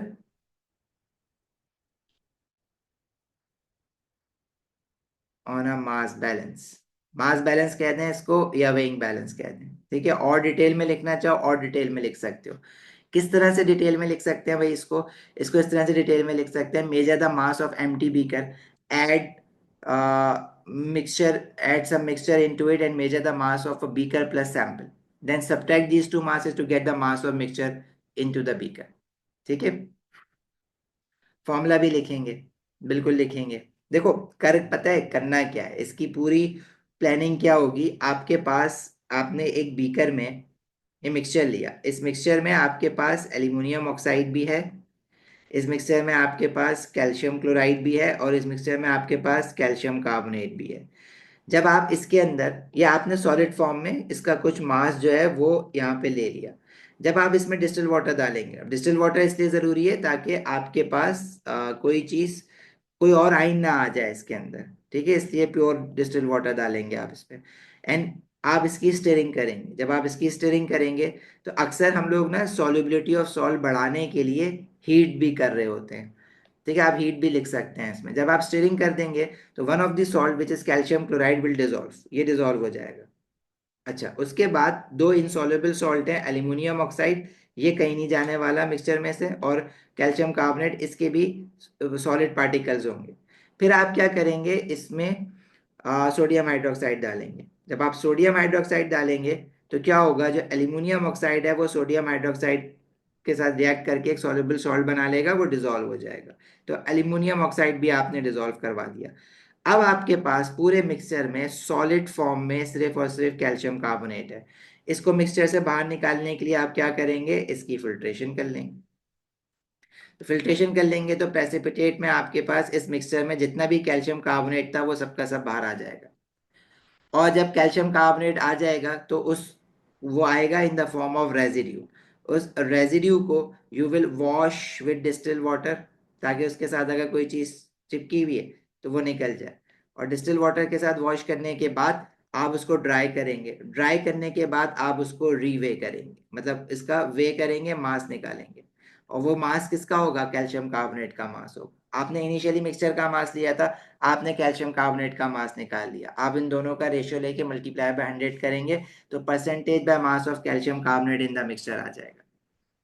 अब लिखना कैसे है इस पूरी बात को, ये बात तो मैंने आपको बता दी कि ये ऐसा हो रहा है, ऐसा करना है आपको, और आपने अपने माइंड को इस तरह से प्रोसेस करना है। प्लानिंग के क्वेश्चंस में हम यूजुअली वाले क्वेश्चंस करेंगे, लेकिन यहाँ पे एक क्वेश्चन मुझे दिख गया प्लानिंग का, अच्छा, जो कि सॉल्ट एनालिसिस से रिलेटेड था। हमने कहा यहीं कर लेते। प्लानिंग के क्वेश्चन में कुछ आपको अलग से मुझे नहीं पढ़ाना है, बस यही सारी चीज़ें मुझे आपको बतानी होंगी प्लानिंग के क्वेश्चन में भी।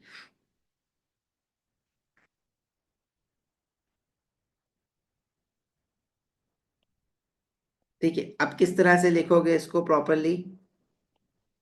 देखो, मैं अगर लिखने बैठूंगा तो मैं बहुत सारे पॉइंट्स लिखूंगा इसमें, क्योंकि आप भी इसको थोड़ा सा ऐसे प्रोसेस करें ना। जगह आपके पास बहुत होती है तो उसकी आप टेंशन नहीं लीजिएगा, आप ब्लैंक पेजेस पे भी नीचे जा सकते हैं।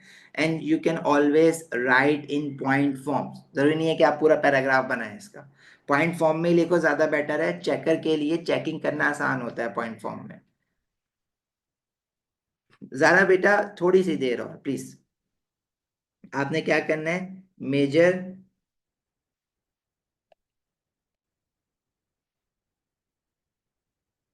The mass of empty beaker. देखो, बीकर का मास मेजर करना है, हमने ये लास्ट टाइम भी क्वेश्चन कर रहे थे। हम कैल किसी भी सैंपल को डायरेक्टली मास बैलेंस पे नहीं डाल सकते। ठीक है, वो उठाएंगे कैसे फिर इसको। आपने यहाँ पे लिखना है यूजिंग मास बैलेंस। ठीक है, ये पॉइंट आपने अपैरेटस लिखा है तो आपको इसका पॉइंट मिलेगा मास बैलेंस लिखने का, इसके मार्क मिलेंगे। Add mixture in a beaker and reweigh the mass of beaker and sample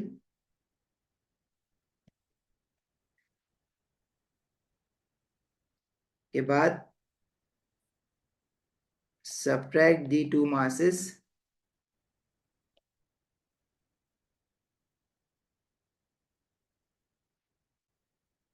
to get mass of mixture used।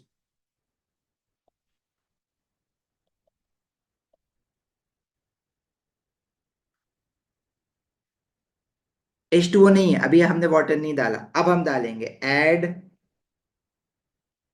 Enough,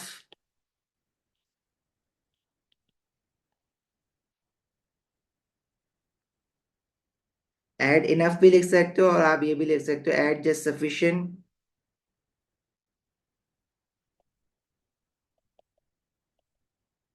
distilled water to the beaker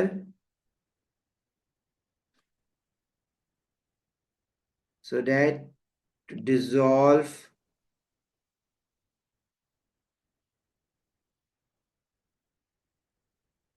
any salt, stir the mixture, stir और heat भी लिख सकते हैं, stir and heat the mixture. Frankly speaking, आपको जो marks मिल रहे हैं ना, ये जो इतनी लंबी बात मैं लिख रहा हूँ आपकी अंडरस्टैंडिंग के लिए लिख रहा हूँ, आपको जो मार्क्स मिल रहे हैं, आपने डिस्टिल वाटर डाला, ये मार्क इसका और स्टीयरिंग का मार्क्स है। फिर आप क्या करेंगे, देखो जब आपने इसकी स्टीयरिंग कर दी है, तो आपने बेसिकली इसमें से जो एक सॉल्ट था, जो सॉल्युबल सॉल्ट था कैल्शियम क्लोराइड, वो आपने डिसॉल्व कर दिया इसमें। अब आपके पास दो चीजें अभी भी इनसॉल्युबल फॉर्म में इसमें प्रेजेंट हैं, एक है आपका एल्यूमिनियम ऑक्साइड और एक है आपका कैल्शियम कार्बोनेट।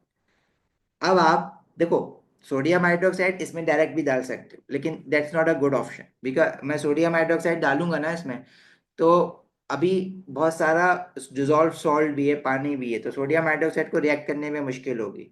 तो मैं ये कर सकता हूँ कि अभी फिल्ट्रेशन करके इसमें से जो मैं सॉलिड निकालूंगा, उस सॉलिड में हमारे पास दो इंसॉल्युबल कंपाउंड एल्यूमिनियम ऑक्साइड और कैल्शियम कार्बोनेट आ जाएगा। उसके बाद मैं उसको, उस रेजिड्यू को एक सेपरेट बीकर में डाल के उसमें एक्वा सोडियम हाइड्रोक्साइड डाल के रिएक्ट करवा सकता हूँ, फिर दोबारा मैं उसकी फिल्ट्रेशन करूंगा। देखो हम क्या कर सकते हैं, filter the solution and react the residue, बल्कि react नहीं लिखो, and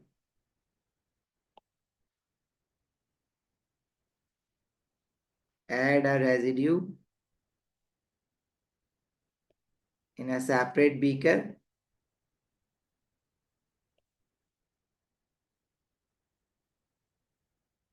and add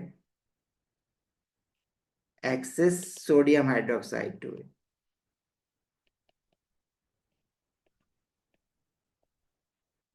Again stir the mixture। अब एल्यूमिनियम ऑक्साइड रिएक्ट हो गया, डिसॉल्व हो गया। Stir the solution, stir the mixture and filter the solution।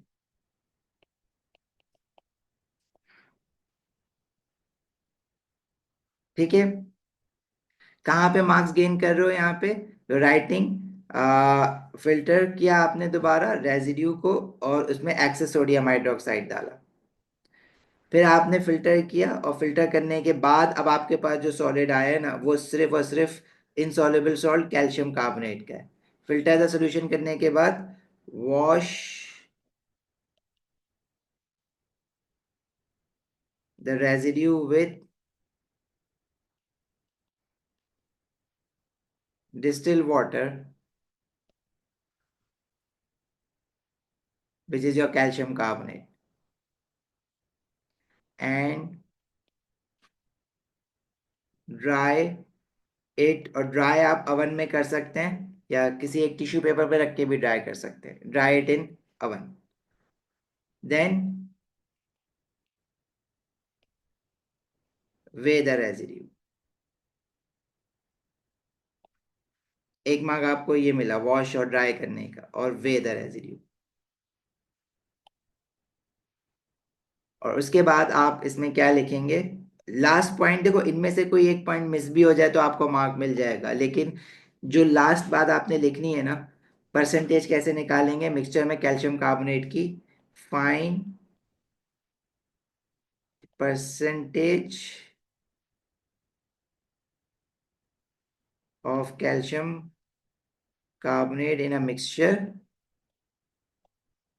by this formula, the mass of calcium carbonate या mass of final residue जो आपने अभी निकाला है, वे करा है, जो कि बेसिकली कैल्शियम कार्बोनेट है, divided by initial mass of the mixture जो आपने शुरू शुरू में लिया था, initial mass of mixture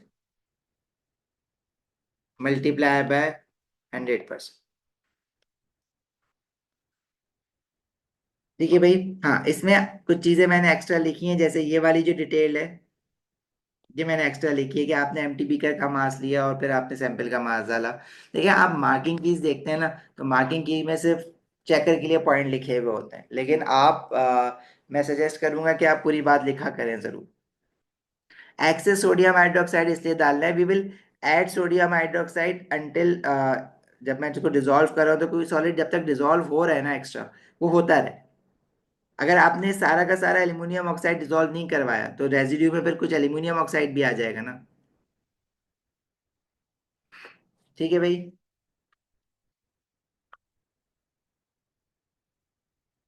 hair dryer लिख सकते हो, लेकिन लैब में हेयर ड्रायर बेटा होता नहीं है आपके पास मलिया, आप घर में थोड़ी कर रहे हैं, लैब के हिसाब से देखें ना, कॉमन लेबोरेटरी अपैरेटस। अब कौन सी कॉमन लेबोरेटरी में आपके पास हेयर ड्रायर रखा हुआ होता है? कहीं नहीं रखा हुआ होता।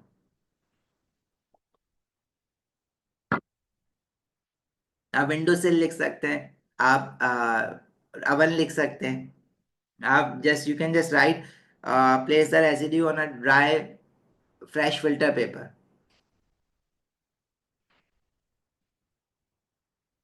फिजा हमारे पास जो दूसरी बार हमने फिल्ट्रेशन की है, तो उससे पहले हमने एल्यूमिनियम ऑक्साइड को डिजोल्व करवा के खत्म करवाया सोडियम हाइड्रोक्साइड के साथ। ठीक है, और अगर वो हम नहीं करवाते, पूरा का पूरा उसको रिएक्ट नहीं करवाते, तो जो हमने नेक्स्ट टाइम फिल्ट्रेशन की है उसमें कैल्शियम कार्बोनेट के साथ कुछ रिमेनिंग एल्यूमिनियम ऑक्साइड रह जाता, तो फिर वो मास सिर्फ कैल्शियम कार्बोनेट का थोड़ी ना होता। समझ आई बात? चलो, अब आप लोग जा सकते हैं। मैं आपको दोबारा कह रहा हूँ कि आपके पास जो ड्राइव पे या पोर्टल्स पे जो इसके टेस्ट फॉर आइंस के लेक्चर्स अपलोडेड हैं, एक बार आप उसको ज़रूर देखें, आप उसके क्लास नोट भी पढ़ें।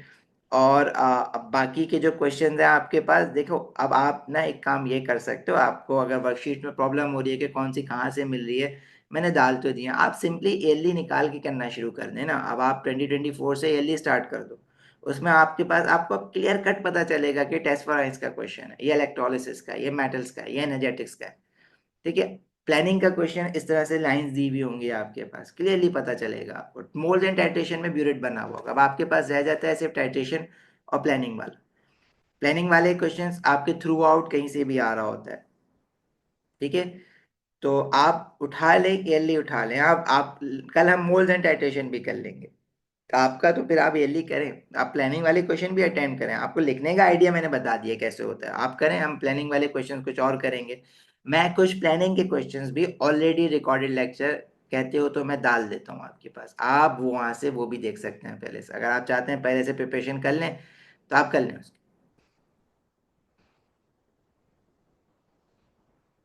टाइम मैनेजमेंट मुश्किल तब होगी जब आप प्रैक्टिस नहीं करेंगे, आप प्रैक्टिस करें। आपके पास देखें, अगर आप 2024 के सारे पेपर्स कर लें, 2023 के सारे पेपर्स कर लें ओ लेवल वालों के लिए, तो फिर उससे पीछे जाना ना थोड़ा मुश्किल है।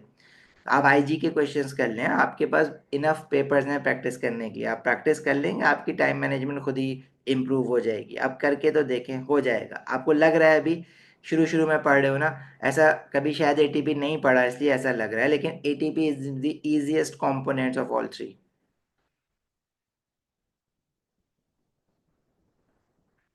ठीक है जी। चलो, नहीं Namir, I don't watch anime, मैं कल एक देखने की कोशिश कर रहा था, वो बड़ी मुश्किल हो गई देखना। एटीपी इज नॉट हार्ड यार, एटीपी इज नॉट हार्ड।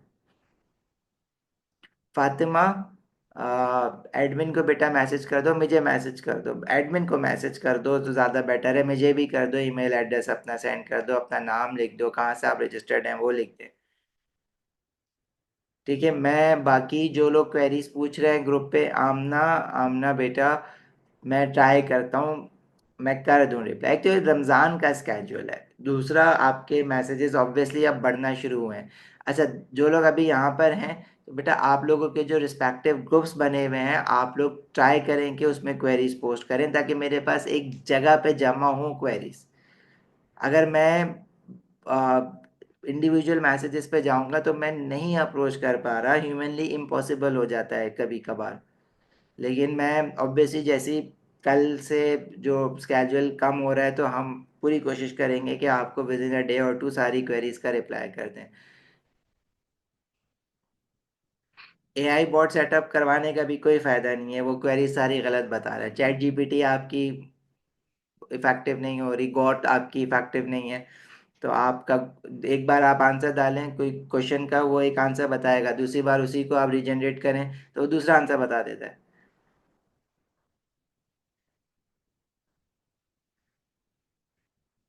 चलो भाई, सी यू गाइस टुमारो। कल भी फिर हम डबल क्लास उठा